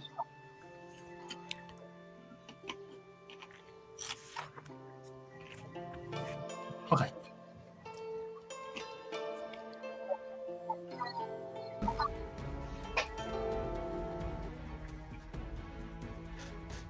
Hello, ladies, gentlemen, and beautiful peoples. My name is Dave Danbury of the Explorers Verso. We are live. We are currently steaming our way through the finale of our Fabula Ultima short play. We find our heroic pilgrims in the town of Harukaze as it is being beset by Imperial invaders. We're gonna jump straight back into it, but I will quickly say, if you enjoy what you're watching, make sure to hit the like button, subscribe on YouTube, follow on Twitch, join our Discord, talk to us, make us feel loved. Right, we are going to before we go into round 4, 3 of you have become uncomfortably close to a number of these large, monstrous metallic vessels. So I'm gonna quickly swing us over to the battle screen, and I'm gonna move that up here. Here we go. We will start things off with who wants to go first? Ruvain, Veronica, or Elspeth? I'll go. Okay. So Elspeth, you find yourself somewhat alone as a guardian vessel emerges from the throng. He's to not fight so you. big. I can take him. If I could have Excuse if I could have a quick initiative check just from yourself. Remind me what that versus a roll guardian is. I apologise. so on your character sheet, it's under your MP bar. Init. Oh, there is. Ha! It's -2. You need to be a more than that. Okay. The vessel is going first, and it's going to shift click. There we go. It sees you and breaks into what can only be described as a bit of a run, and attempts to body you with a full body trample. That's 16 versus defense. Yeah. Okay, that is 24 damage as this thing slams into you. Oh. And as the vessel sort of like crashes into you and sort of like backhands you with its open hand, that's its turn. We pass over to you now. You can stand and fight. Mm-hmm. Alternatively, if you want to attempt to flee, sort of duck out, you can. It will get one. Like if you want to turn and flee, then we will turn your token around to show that you're trying to leave post haste. Wait, Dan, that was a. Hello. What's it called? It wasn't even. You can that wasn't even. Yes, I can counterattack. Sorry. Yeah, no, counterattack away. Yes. Counterattack away. Where's my? I swear I had counter. There it is. Oh, that's a hit. That's a 19, and that is 6 damage. Oh, sorry, I did that wrong. Oh. Yeah, there we go. Right, so 6 damage, and you, as you get bodied away, you're able to hit the thing in the side of the head, leaving a small dent Yes, so on your turn, you can choose to fight as normal, or you can attempt to flee. If you want to flee, then it will get another attack, and then you get to make a check to see if you escape. That's best not fleeing. Okay, so you're going in? Yep. Okay. Throw them hands. A 10 hits, and then that is 12 damage to the Guardian Vessel. As you, where is it you're striking it on its body? Striking for the head. Actually, no, I'll be striking for its arms where it's holding its weapons. Okay, so as you strike, go to swing at its wrist like rotates in an impossible way for you, and as it is rocked for 12 damage, it's going to swing at you with its sword. 8 versus defense. That doesn't hit. Okay, and you manage to duck out the way of that blow. That is it for the round per se. So we're going to hide the two of you. And who's coming in next? Veronica or Ruvain? Okay. Okay. Veronica, you in Floodtown find yourself also toe to toe with a Guardian Vessel. If I can have an initiative check, please.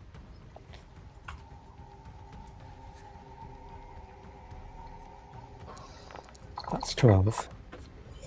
12 is faster than the Guardian Vessel, so you get to go first. What would you like to do? I would like to cast Soul Weapon Okay. on myself.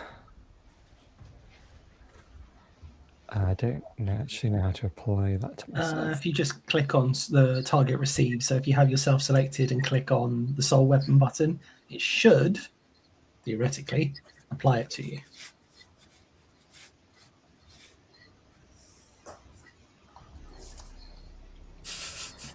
Nope. It's broken, Jim. It's broken. Okay, so it just makes it light damage, right? Yes. Okay, cool. If you do your free attack with your katana, and then you know that they're vulnerable to light, so I'll just double the damage. That's a 12. That is a hit for 16 light damage, which applies twice to 32 damage. And yeah, as your blade cuts through, how does the light magic, like how does your divine mana in your strike translate to, like, what does it do to the soul that makes it more devastating? What does it do to the vessel to make it more devastating? So one half of Herdia, the katana's blade, starts to glow like white hot. And having ascertained that there's some like evil soul work at play in the machinations of this golem, the sort of white hot blade targets those elements that are being powered by evil, and it sort of just cuts through it like butter. Okay, in which case, yeah, as you carve through the metallic hull, like metal screeches on metal, and you see this sort of like blue wispy smoke almost begin to kind of seep out like blood in water. Very good. That's the end of your activation. It's going to activate and first swing its Sparta at you. 11 versus your defense. 11 is exactly my defense. Okay, so you're nicked by the end of the blade for 17 damage. And then it finishes its activation. And then because it's an elite, it immediately reactivates. And using its momentum, moves to trample you. A 10 versus defense. That's a miss. 10 is a miss, and I will counterattack.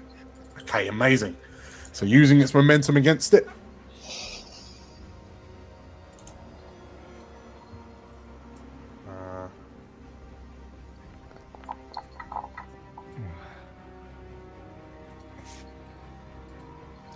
A 10 versus defense is a hit. So that is 20 damage from your light blade attack. Amazing. Okay, that's the end of this round. So we're going to pause there, and then we're going to move over to Ruvain. Ruvain, you're currently up in Oimatsu, but you're going up against a spider-legged hunter vessel, which is currently locked onto you. So it's perched up on a roof, peering down at you. As it locks onto you, and we kind of swirl into the combat. If you can roll me an initiative check, please. So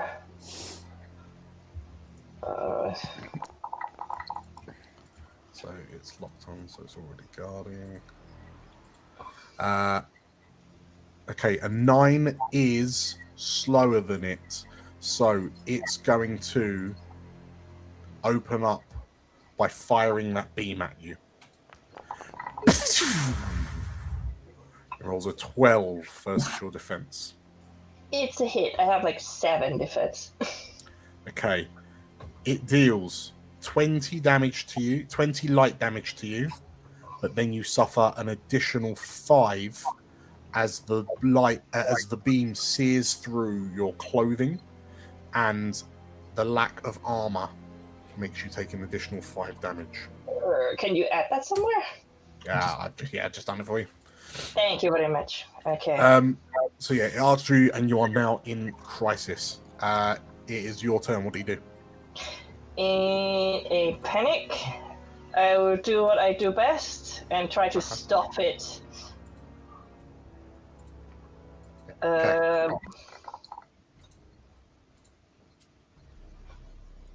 Did it work? 10 versus magical defense works. Okay, so yeah, the clock face appears and it kind of freezes 3 of its legs kind of suspended in midair as you time stop it. If you deduct your MP, yes. so it's going to miss its next turn for all intents and purposes. So we immediately jump back to you. Do you want to GTFO? Yes! That is going to be the first thing they are trying to do, to GTFO as best they could. In fact, I might even dare to use a Fabula point to create an opportunity or something. I don't know.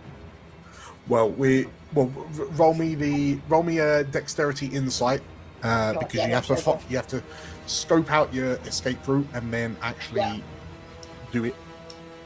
Insight, yeah. What's the difficulty? It's going to be difficulty 13 because it's a golem. 13. Okay. I need to reroll. Yeah, I'm gonna reroll the 1. Okay. I think it's the same reroll because they're still trying to like distract it and run away. Sure. So it's still trying to get the other guys out. I would only do Dex this time. I will not touch the in. Oh, come on! A 1 it's into fine, a 1. I have 2 more.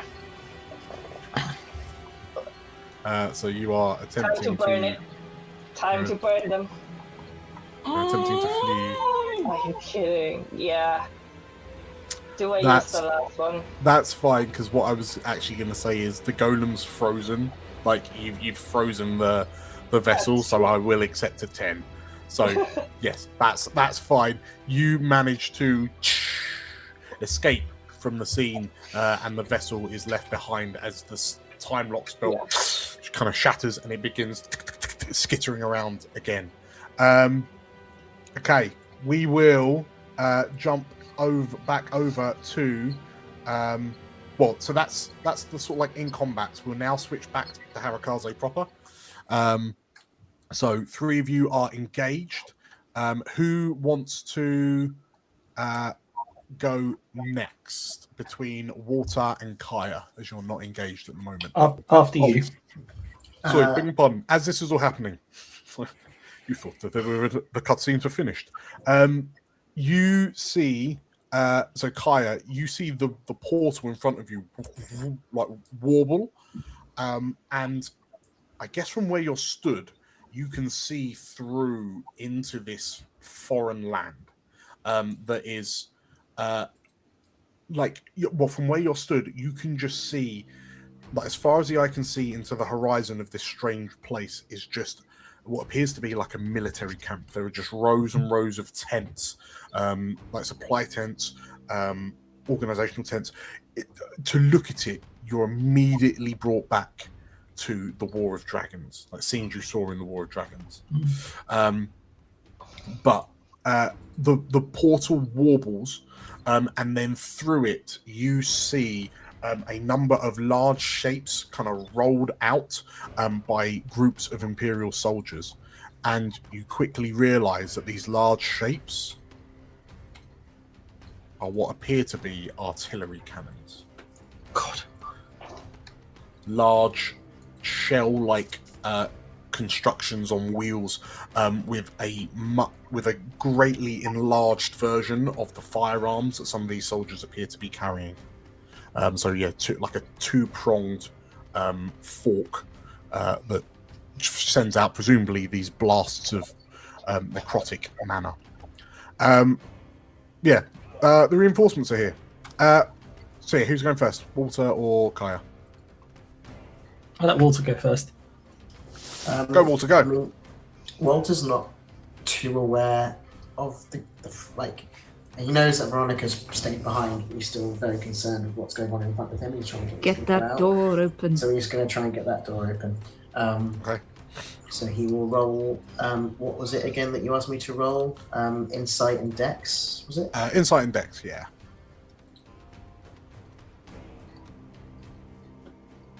And then is and Freya is still Freya- helping me? If you want her to, yeah. Yeah. Take +1.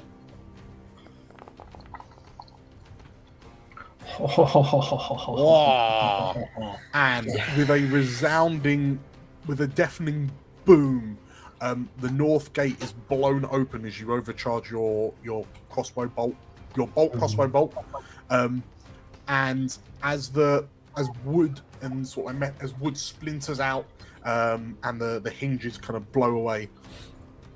The north gate is open, allowing the civilians to kind of escape through it, and we click up the evacuate clock one more segment. You're now on 6 of 8. In that case, I'll turn to Freya and see, can you go back and please help my friend? I need to see who else needs help, and I will run to the market. Okay, so I'll start making my way around. Well, yeah, on your next turn we can move you to the ore market. Mm-hmm. Kaya. So Kaya obviously sees the things go off in their different directions. She has faith in Veronica that she'll do as much damage as she can and get out.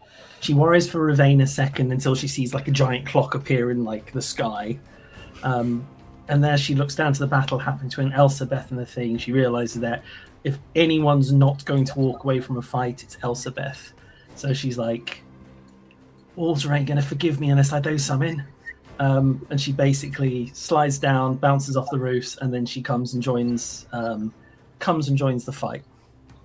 Okay. So as you leap down, parkour. A slight parkour.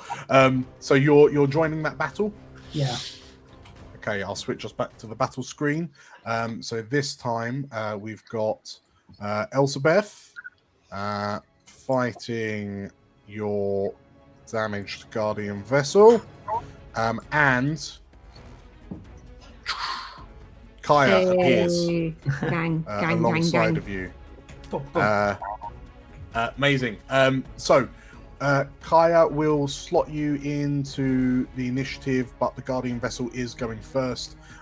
So seeing you arrive, it charges the two of you and swings its blade across in a large arc to hit both of you for 13 versus defense. That is a hit. That's a hit. That's 18 damage to both of you. Oof. Oh, what did I just do? I didn't take the damage. What's going on? There you go. and then I pass over to the two of you. I am now in crisis. Shall I go first? Mm-hmm. What I'll do then is, as Kaya sort of leaps in, she sort of cracks it around the jaw, and then she darts back. She's like, on me, big boy, come on. And we need to do an opposed might willpower. Opposed might will. So I will kick it off. Because I'm the one doing the attack. Ooh, 10. I might, before you do anything, I'm going to invoke my... He's going to think about sort of like, obviously how he left, sort of like how he's figuring Veronica is going to be okay. So he's going to use his bond with Veronica and how they always help everyone. So she's trying to help with Elizabeth. Okay, so you've bumped up to a 13? 13. Okay, so I oppose the check. So what is it? Might? Just hit the opposed check button. Might willpower. This is a draw. Oh. As I also roll a 13. So I'm guessing nothing happens? Yeah, I believe. Nothing happens. Okay. As you sort of like, as you try to get the attention of this guardian vessel, it turns to regard you, and then sort of like returns its gaze back to Elizabeth, bringing its sword into a defensive pose. It's going to activate for its second turn, and it's going to trample one of you. Specifically,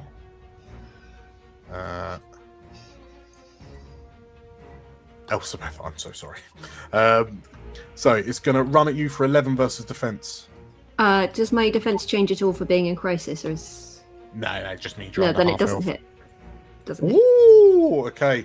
You managed to duck out the way as this thing kind of charges at you and slides to a stop. And then as it does, Elizabeth, you're up. Gonna hit it with water. A 14 versus defense is a hit. So that's 14 damage. That's the end of that round. Are you two staying on to the bitter end? Because for all of the attacks, it doesn't look like it's very damaged at all. I mean, I'm not looking very well health-wise. I probably take about two more hits and then I'm down. Depends if what we are doing seems to be helping currently. Well, I mean, you are damaging it. It's just slow going. So it's completely up to you. You can keep on fighting, or you can attempt to escape. Yeah, would our time be better spent trying to tick that evacuation clock up if we've got two more? Yeah. Thing is, I can any double number I get is a crit. So there's always a chance I can still get crits in the battle. More likely to get crits in battle than out of battle for me. Yeah. And we can stay in for one more and then... I think we soak one more. Okay. Well, we'll quickly play that one more out. So it's going to start its new round and it's going to swing its sword at you. Oh, yes. A fumble. So, Georgia, do you want to take this fumble? Because we get to choose it. And which fumble should we choose? Why the clock? Let's do it. Okay, let's get that. Where is it? 2 sections on the clock. Confirm. Okay. And which clock are you ticking up? Evacuation clock, please. Okay. So as you sort of like scramble, is it 2 seconds? As you scramble with the golems, it kind of locks them down, and 2 seconds on the clock, you are able to distract the vessels for long enough that the south gate is thrown open, as well as the river gate at the other corner of town, and the townsfolk begin pouring out away from the city, guided by the various like the various other townsfolk, such as Forrest and Yara. So I can clear off some of these clocks now, as you've successfully helped to, well, between water opening up the north gate, the gates are now open, and people are fleeing out into the nearby countryside. Congratulations, everyone. With that in mind, as we jump back to the two of you in combat with this golem, so tell me how this. So you've turned that fumble into a distraction. You've kind of got all of the golems, all of the vessels focused on you. Are you sticking around in this fight, or are you bugging out? Oh, yeah, I'm sticking around for a second. Okay. I'll stick around for a moment. Okay. In which case, it fumbled, so it's one of your 2 attacks. Do you want to go? Yeah. Kaya rubs her hands together, and as she sort of like flicks, she fires off this almighty thunderbolt straight into the creature. 6 versus magical defense. It's not a hit. In that case, I'll use my last Fabula point. Theme survival. I'm going to re-roll both. No, just the dex. Son of a. Oh Okay, as you fire this bolt of lightning at the vessel, it brings the sword up and kind of catches it in the blade, and then kind of swings the sword. How shy was I?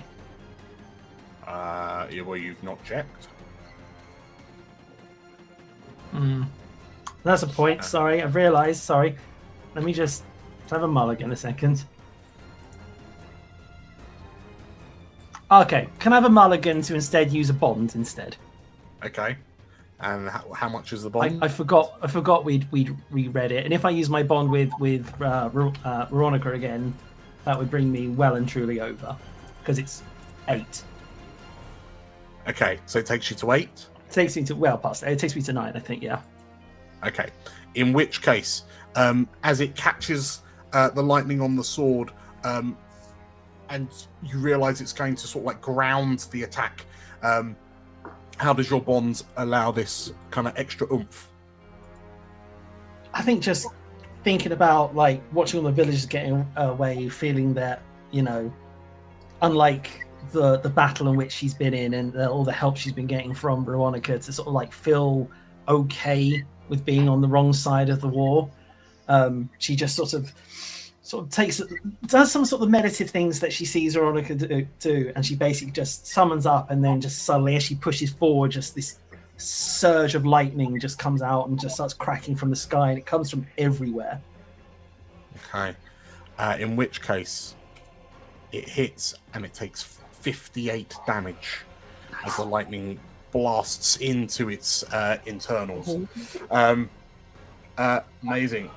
It's going to then turn to you as it's rocked and immediately attempt to trample you. That is 20 versus your defense for 25 damage. That is a hit. It is also even number for a little counter attack.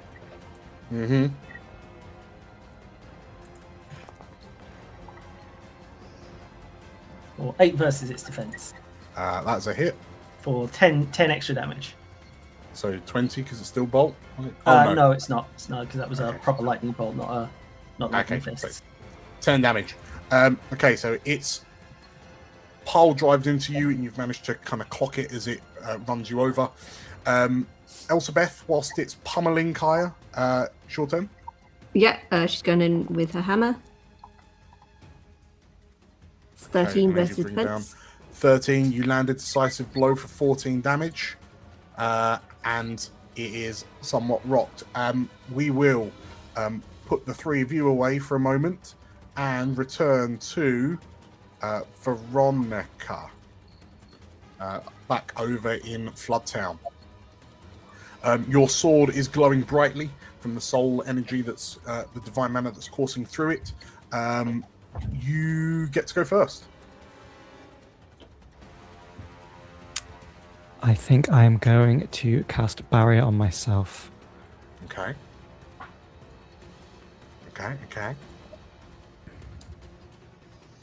So your defense is 12. Okay. So you cast a barrier, and this is put to good. This is put to test immediately as the guardian vessel lays one attack into you. 14. 14 to hit for 17 damage. But then that triggers a counter attack. It does. 15.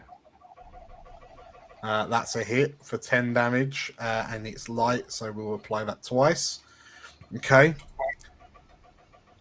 It's going to, because it's got a second attack, it's going to swing again as it brings its blade down, it catches on your barrier, drives you to one knee, and then it lifts the sword up again, and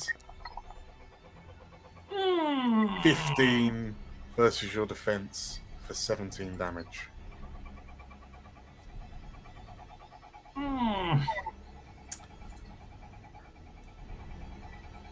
Veronica, as this guardian lays a withering hail of attacks into you, as the blade cuts in a wide arc, and you move your head out the way as it lands in your shoulder, but then you hear a boom, boom, boom, and as you look, you notice that your sashimono has been cleaved from your back. As you look up at this soul, at this emotionless automaton, are you surrendering to live to fight another day, or sacrificing?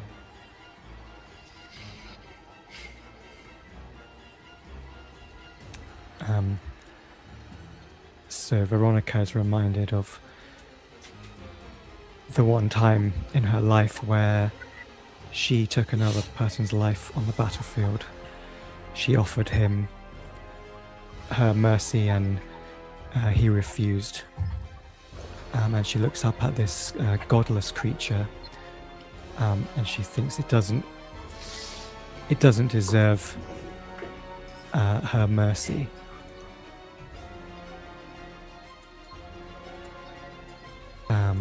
So Veronica is going to surrender and try and survive. Okay. In which case, as you feel your chest sink as the blade is pulled from your shoulder, and you can hear the sounds of your blood drops falling from the blade and landing on the cobblestones in front of you. And as this vessel lifts the sword up for a third and final strike, you hear, "No!" And a blast of blue energy strikes the side of the vessel and kind of knocks it to the side as Masanori, who's accompanying you, kind of rushes in to distract the vessel. The vessel staggers for a second, turns to look at Masanori, who is looking at you, and shouts, "Run!" And as you pick yourself up and begin making your way out of the battle, you then watch as the vessel returns to the sheriff, draws its sword back, and with a singular strike, runs the blade straight through the sheriff's gut. And as Masanori is lifted up on this blade, the width of it almost bisecting him, he looks to you and he shouts as the vessel then with a flick tosses the impaled corpse into a nearby wall. Masanori falls, and you are able to make your escape.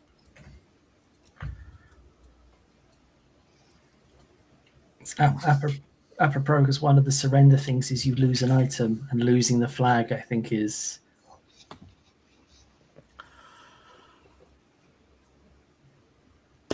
So, with that said, Ruvain, what are you doing? So, well, I have an idea, but I'll have to run it by you, I think. I have one last Fabula point left. One last one. And as I can see from, I'm just going to drag so you can see where I'm going, but like up top, so just going up here to the house at the back. Oh, the house is like a bell tower or something. But yeah, so Okay, I yeah. wanted to use Fabula point to continue to, I mean, it's chasing them anyway at this point because it's locked on, to take it all the way to the back and use the Fabula point to create a place they can kind of escape to, but it's not like escape out. It's like they're gonna be trapped there the moment they go in. So the thing can't hit them directly, but they cannot leave either. So they're stuck there. While just so that the others can leave. If they wouldn't know if they can or not, but at this point, that's kind of what their line of thinking is. Okay. So yeah, it's a bit of a communal shrine, I guess, at the back of Oematsu. So in which case, yeah, is you're leading the vessels towards the shrine, and kind of so you're cornering yourself, so they're focused on you. Okay. Yeah, that's it. Would you like to attempt to tick a clock up? I guess another Dex willpower if you're still distracting them to head your way. Why not? Okay. No more Fabula points. Let's go. Let's go. Dex willpower, yeah? Dex willpower, please. Yeah. Yeah, that's correct. And is Lathriel helping you? I think they wouldn't want him to. So let's go. Raw dogging this.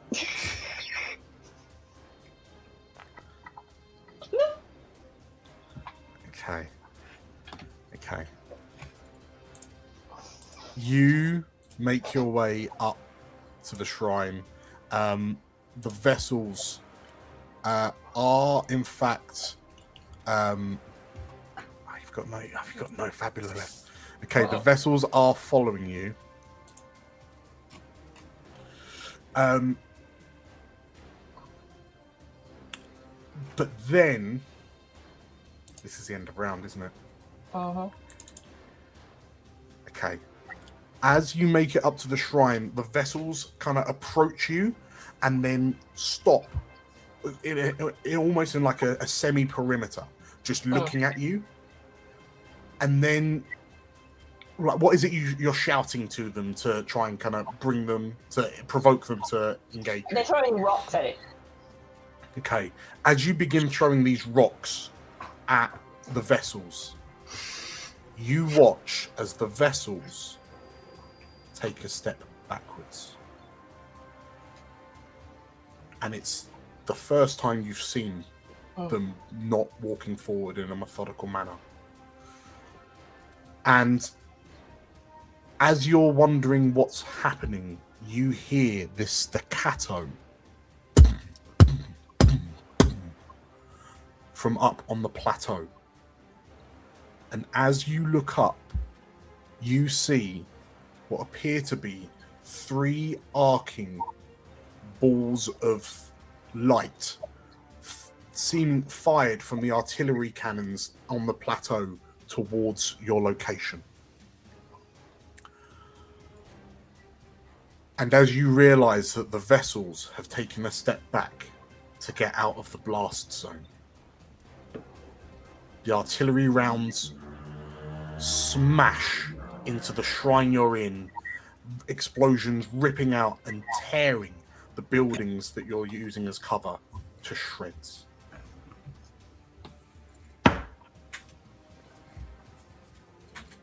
And as the roof of the building, the roof of the shrine collapses in on you, your world goes dark. And then a moment later, or the next memory you have is waking up and your lungs are like you can feel dust in your lungs, you can feel weight on your body, everything hurts, and as you try to pull yourself from the rubble, you notice that the vessels, like in this moment, the nobles have made a break for it, but horrifyingly, they are being pursued by the vessels. Lathriel is able to, like, Lathriel has managed to kind of hide from the vessels, and he runs, as your uncle runs over to you, and Bravain, he shouts, and he begins pulling like rubble and timber off your body, like off your form. And as he like strains to lift the large chunk that's over your torso, as it teeters over and collapses, creating a plume of dust that chokes the two of you, he looks to you and his face goes white.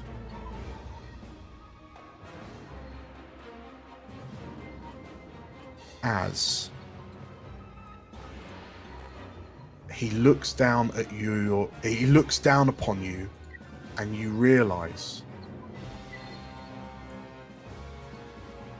your right leg is missing above the knee,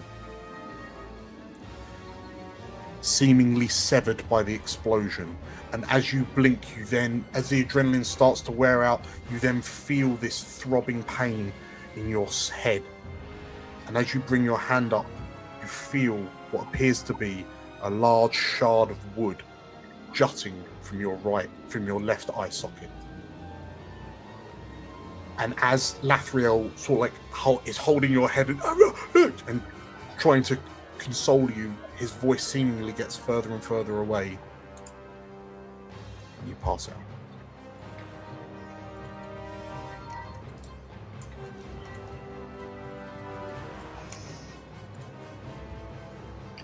New round.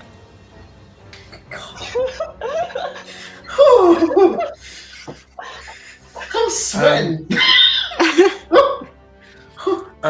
We will join.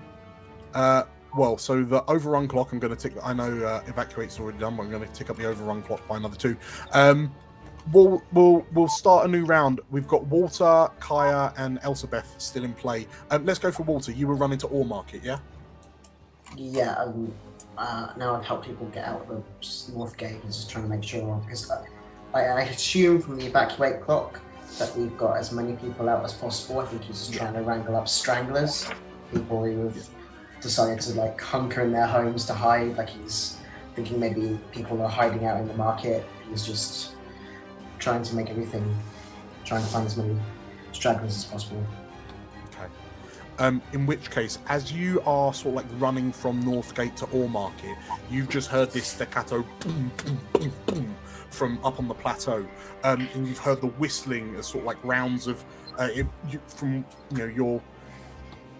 you kind of get a sense that Oematsu has probably just been kind of carpet bombed by this artillery strike. And as you realise the sheer power of these attacks, you then hear a second battery boom, boom, boom, boom, fire from the plateau.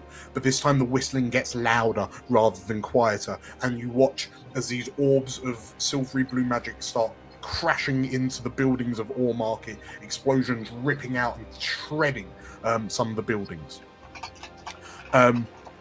And yeah, as you sort of like you finding yourself having to jink to avoid like the crashing, like the plunging artillery fire. You are now in Ore Market. As you get to the center, there's no kind of flashpoints per se because you've kind of evacuated, but you do hear a heart-piercing scream. No!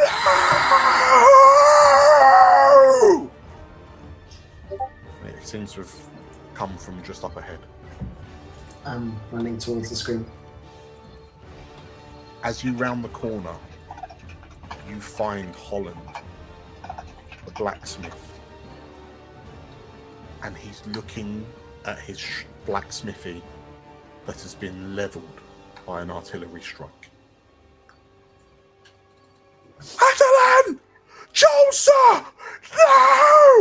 and he's picked himself up, and you can see he's bloody and burnt and scorched, and he sort of like goes to run over to the blacksmith, but you hear the sounds of Imperial soldiers kind of running down to kind of intercept you. I grab him and tell him to run, to go through the south gate quickly. Holland turns to you. His eyes are wide. His pupils are minuscule. He's he's slightly glazed over, and you can see beads of sweat building on his brow. And then No, he says, and he looks around and then picks up his blacksmith hammer. No, he shouts a third time, and he pushes you away with his empty hands, turns to the Imperial soldiers. You killed them! He shouts, and you watch as the blacksmith runs into this crowd of armed soldiers. You hear the sounds of hammer striking metal. You hear the sounds of gunfire. But Holland is lost behind a plume of artillery dust.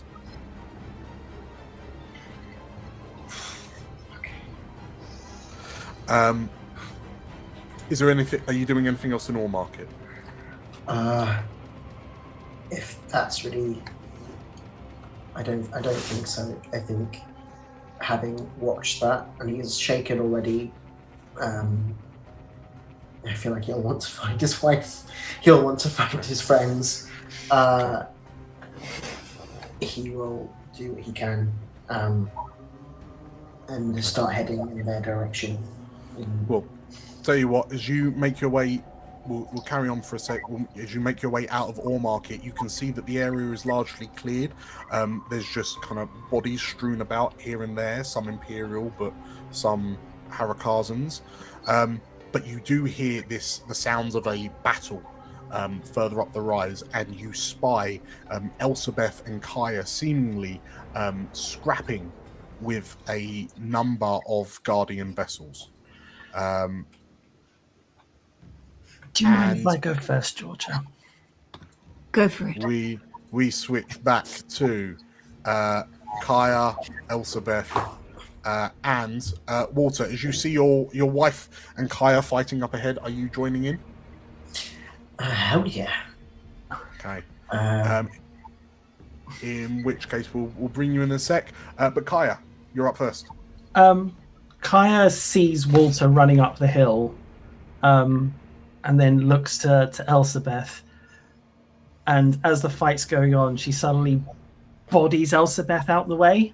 I guard and I cover Elsabeth, which means Elsabeth can't be targeted by attacks. And as she sort of bodies you out the way, she's like, "Listen, Elsa, there's a town called New Prosper. There's a guy I owe a favour to. He's the sheriff of the town. If you need anyone to bless your marriage, don't need to be the gods. It could be the mortals of the men.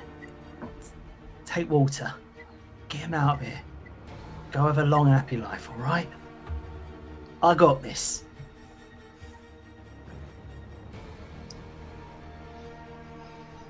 I think she just looks at you with surprise because she's not used to. She's used to being the one to knock people out of the way.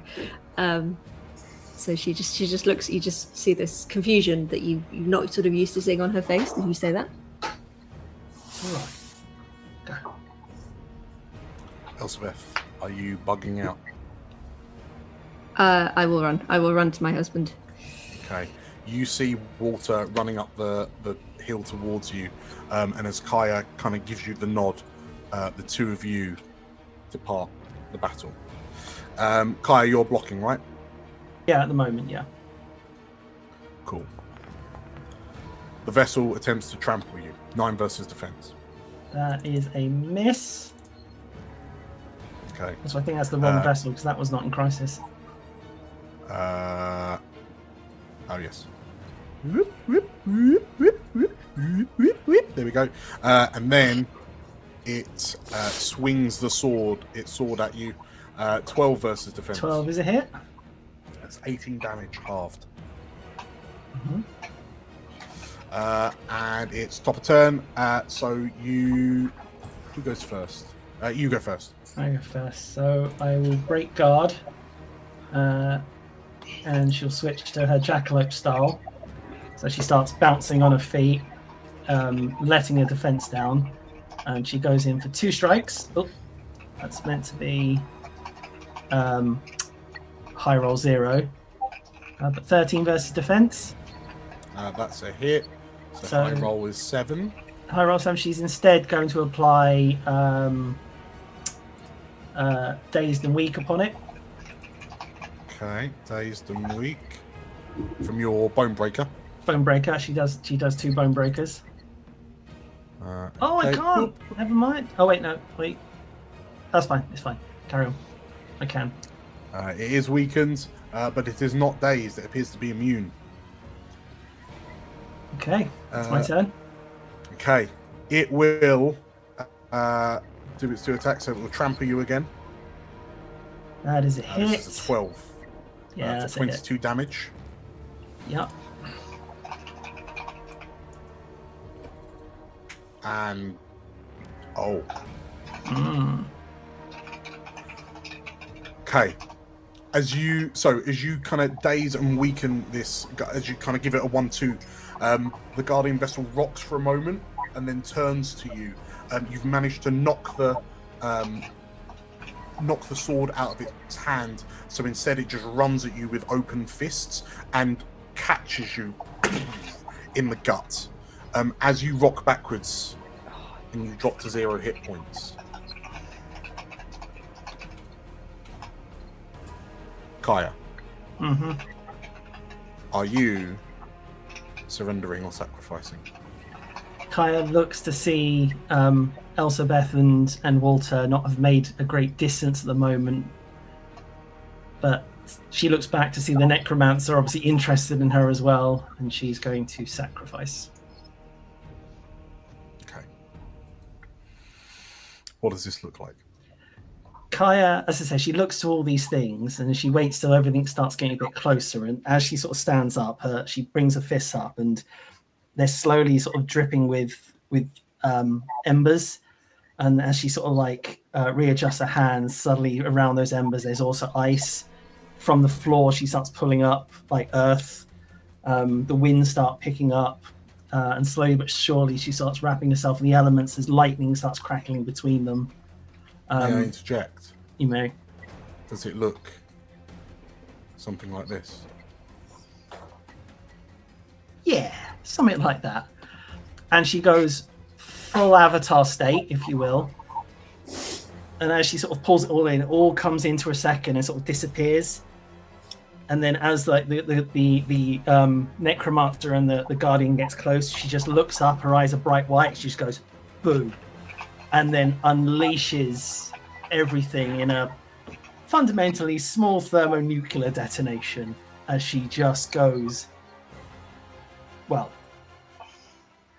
the term I think I use is Vegeta yes, if anyone's seen Dragon Ball Z Abridged. As she detonates, taking out as much of the Imperial soldiers and guards as she can. Okay. In which case, as you go mini nuclear, as the vessels bear down on you, and you notice that more vessels with red Tarujas are kind of approaching from further up the hill, and managing to sort of like hold on to this kind of chaotic energy inside you until the last moment, as the explosion, as the gathered chaotic mana tears out of you. The ground is ripped up by the explosion, and in patches it is instantly crystallized as the arcane mana fundamentally changes it, creating this jagged glass-like crater in the rise. Imperial soldiers are obliterated as they're caught in the explosion, as are the majority of the vessels that are closing in on you. And with that, Kaya falls.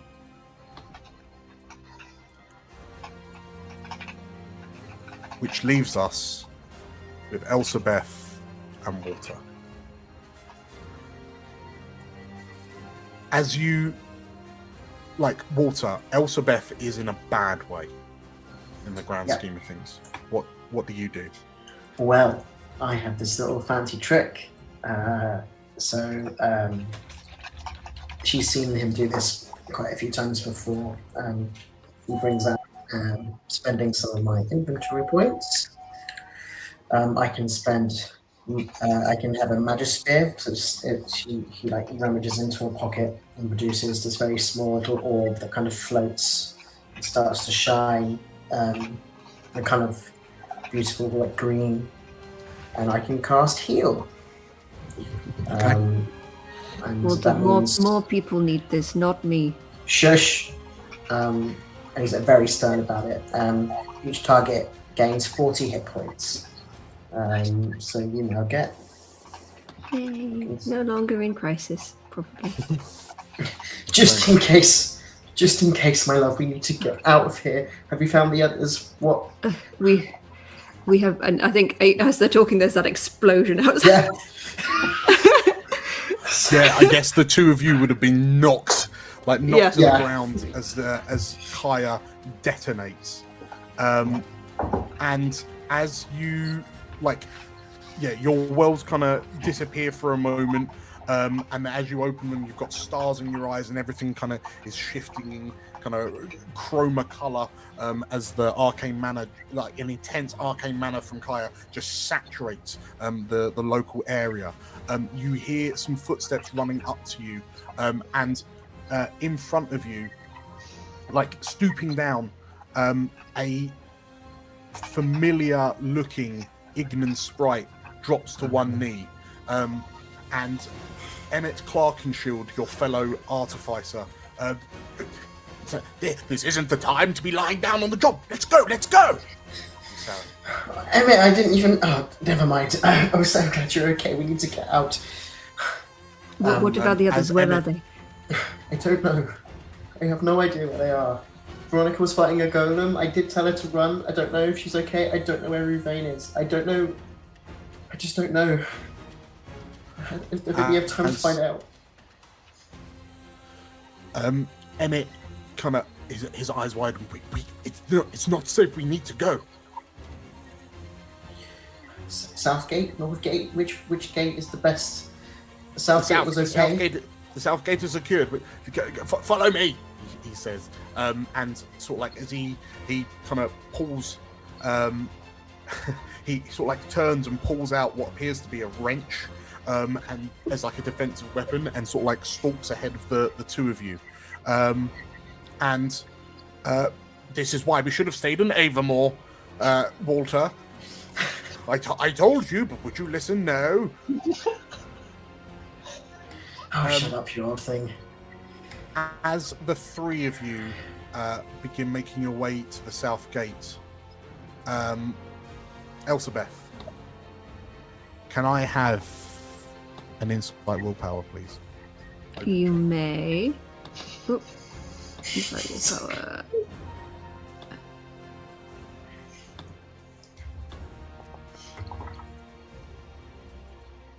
$13. In which case, as the three of you make your final break for the South Gate, you notice a shadow loom over the three of you. And the silhouette is not one that you've seen before. It piques your curiosity. And as you turn to see what's casting this shadow, you see nothing immediately behind you. But your eyes train up, and in the sky above is a mortal-shaped figure hovering in the air.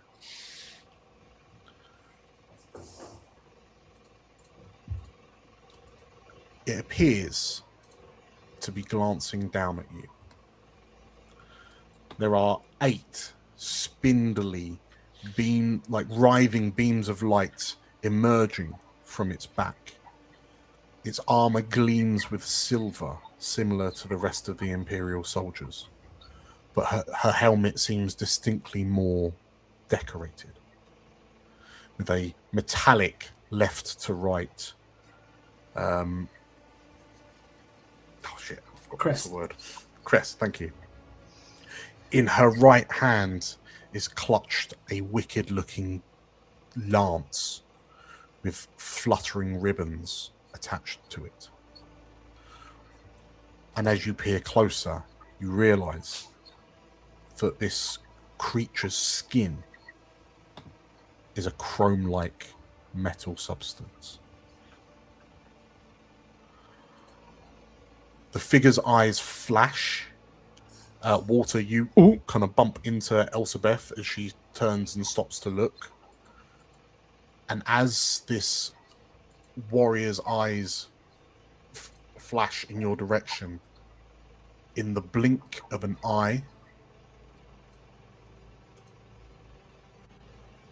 the figure plummets to the ground,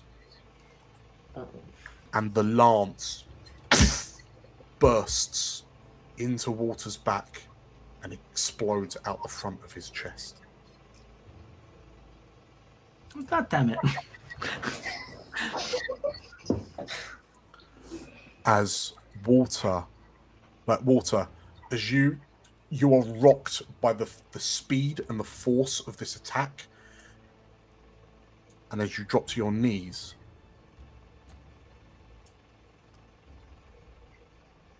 tell me what happens in your final moments. I think it's so quick. I don't think there's really much time for much thought. And I think he just looks at Elspeth. And I don't think he even is able to verbalize. He just looks at her for as long as he can. As he realizes what's happening, and that's the last thing he sees. Is the pain. He continues and then stops.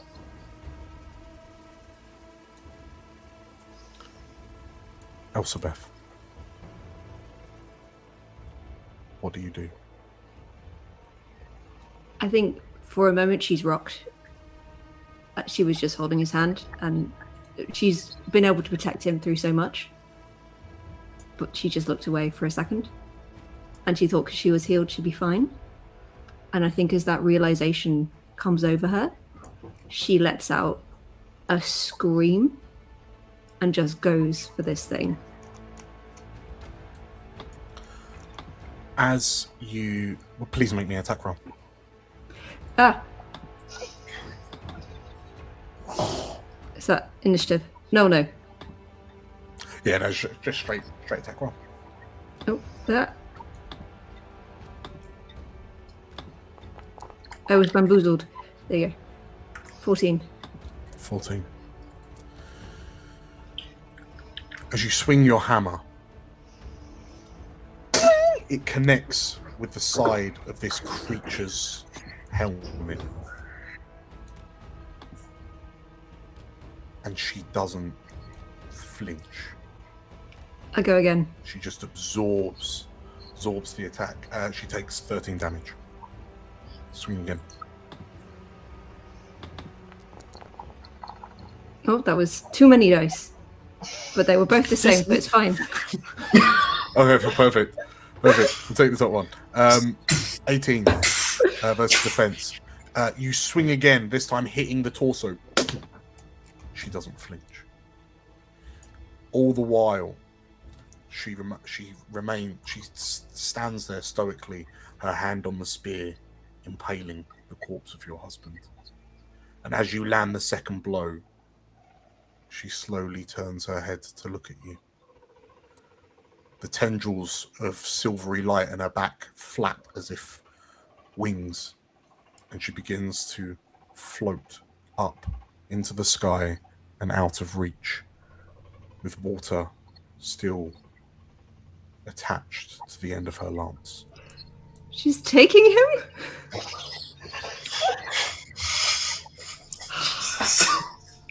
Once 15 feet in the air and out of arm's reach, the figure never breaking eye contact with you, never blinking. Her arm slowly lowers and water slides off the blade and lands in a crumple alongside you. Emmet, Water's best friend, Yeah. grabs your arm guard. It's too late. Elizabeth, we need to go. He says, desperately pulling Elizabeth. on your arm. She screams. She just launches Walter the hammer at this thing. Okay. As the hammer futilely clatters to the cobblestones in front of you, Emmet grabs Walter's crossbow. Come on, he says, and desperately tries to pull you out through the south gate. And as you make it out, you can see, and you make it out into the fields surrounding Harukaze. You can see streams of citizens fleeing in a disparate mob. You can hear the sounds of horns being trumpeted in victory from the town behind you.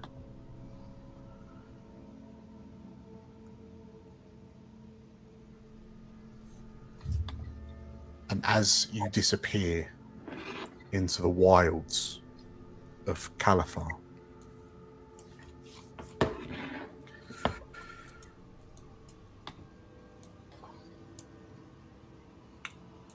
you get a Fabula point for another major villain appearing. Thanks, Dad. I got one more. I got one back, I guess. Oh, God. Elsewhere,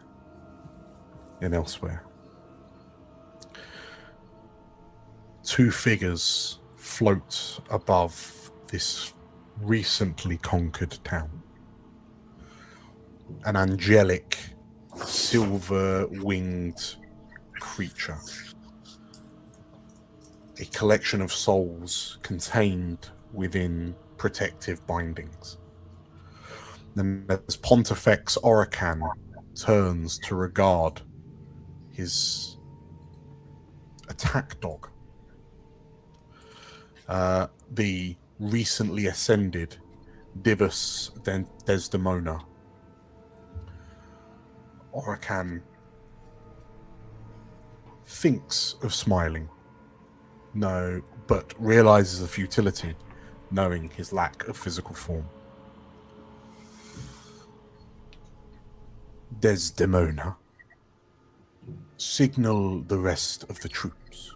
The town is ours. Once preparations are complete,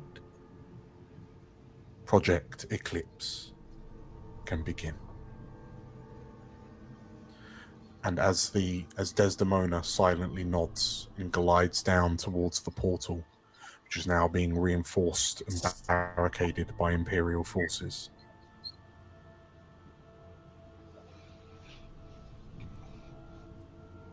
we will call it there.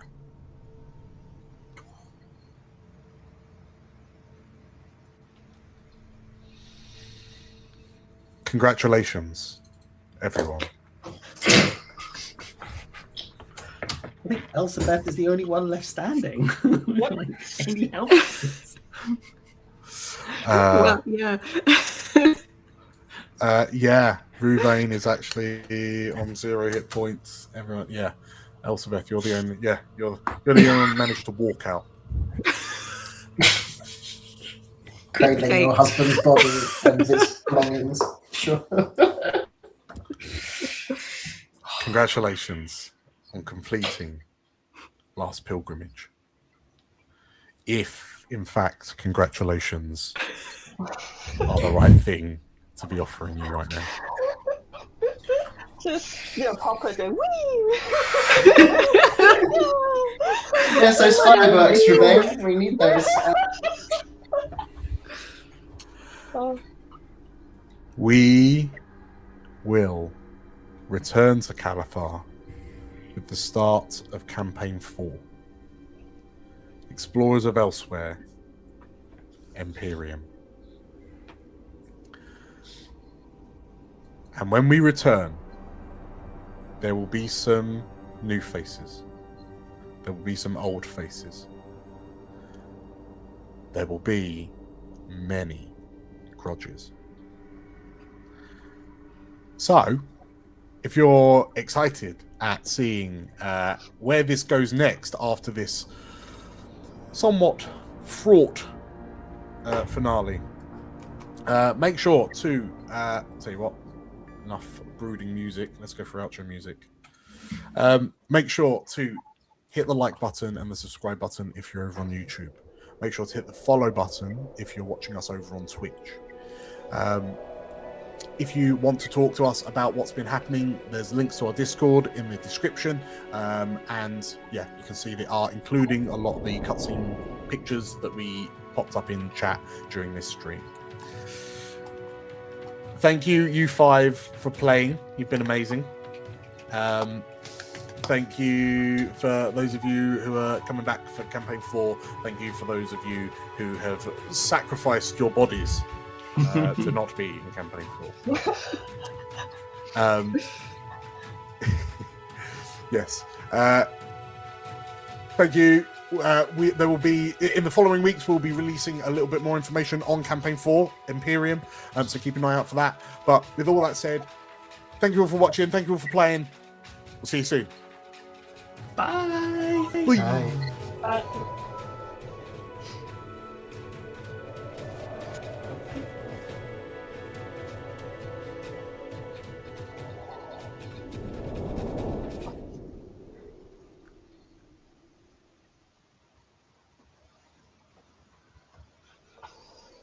Well, God damn it.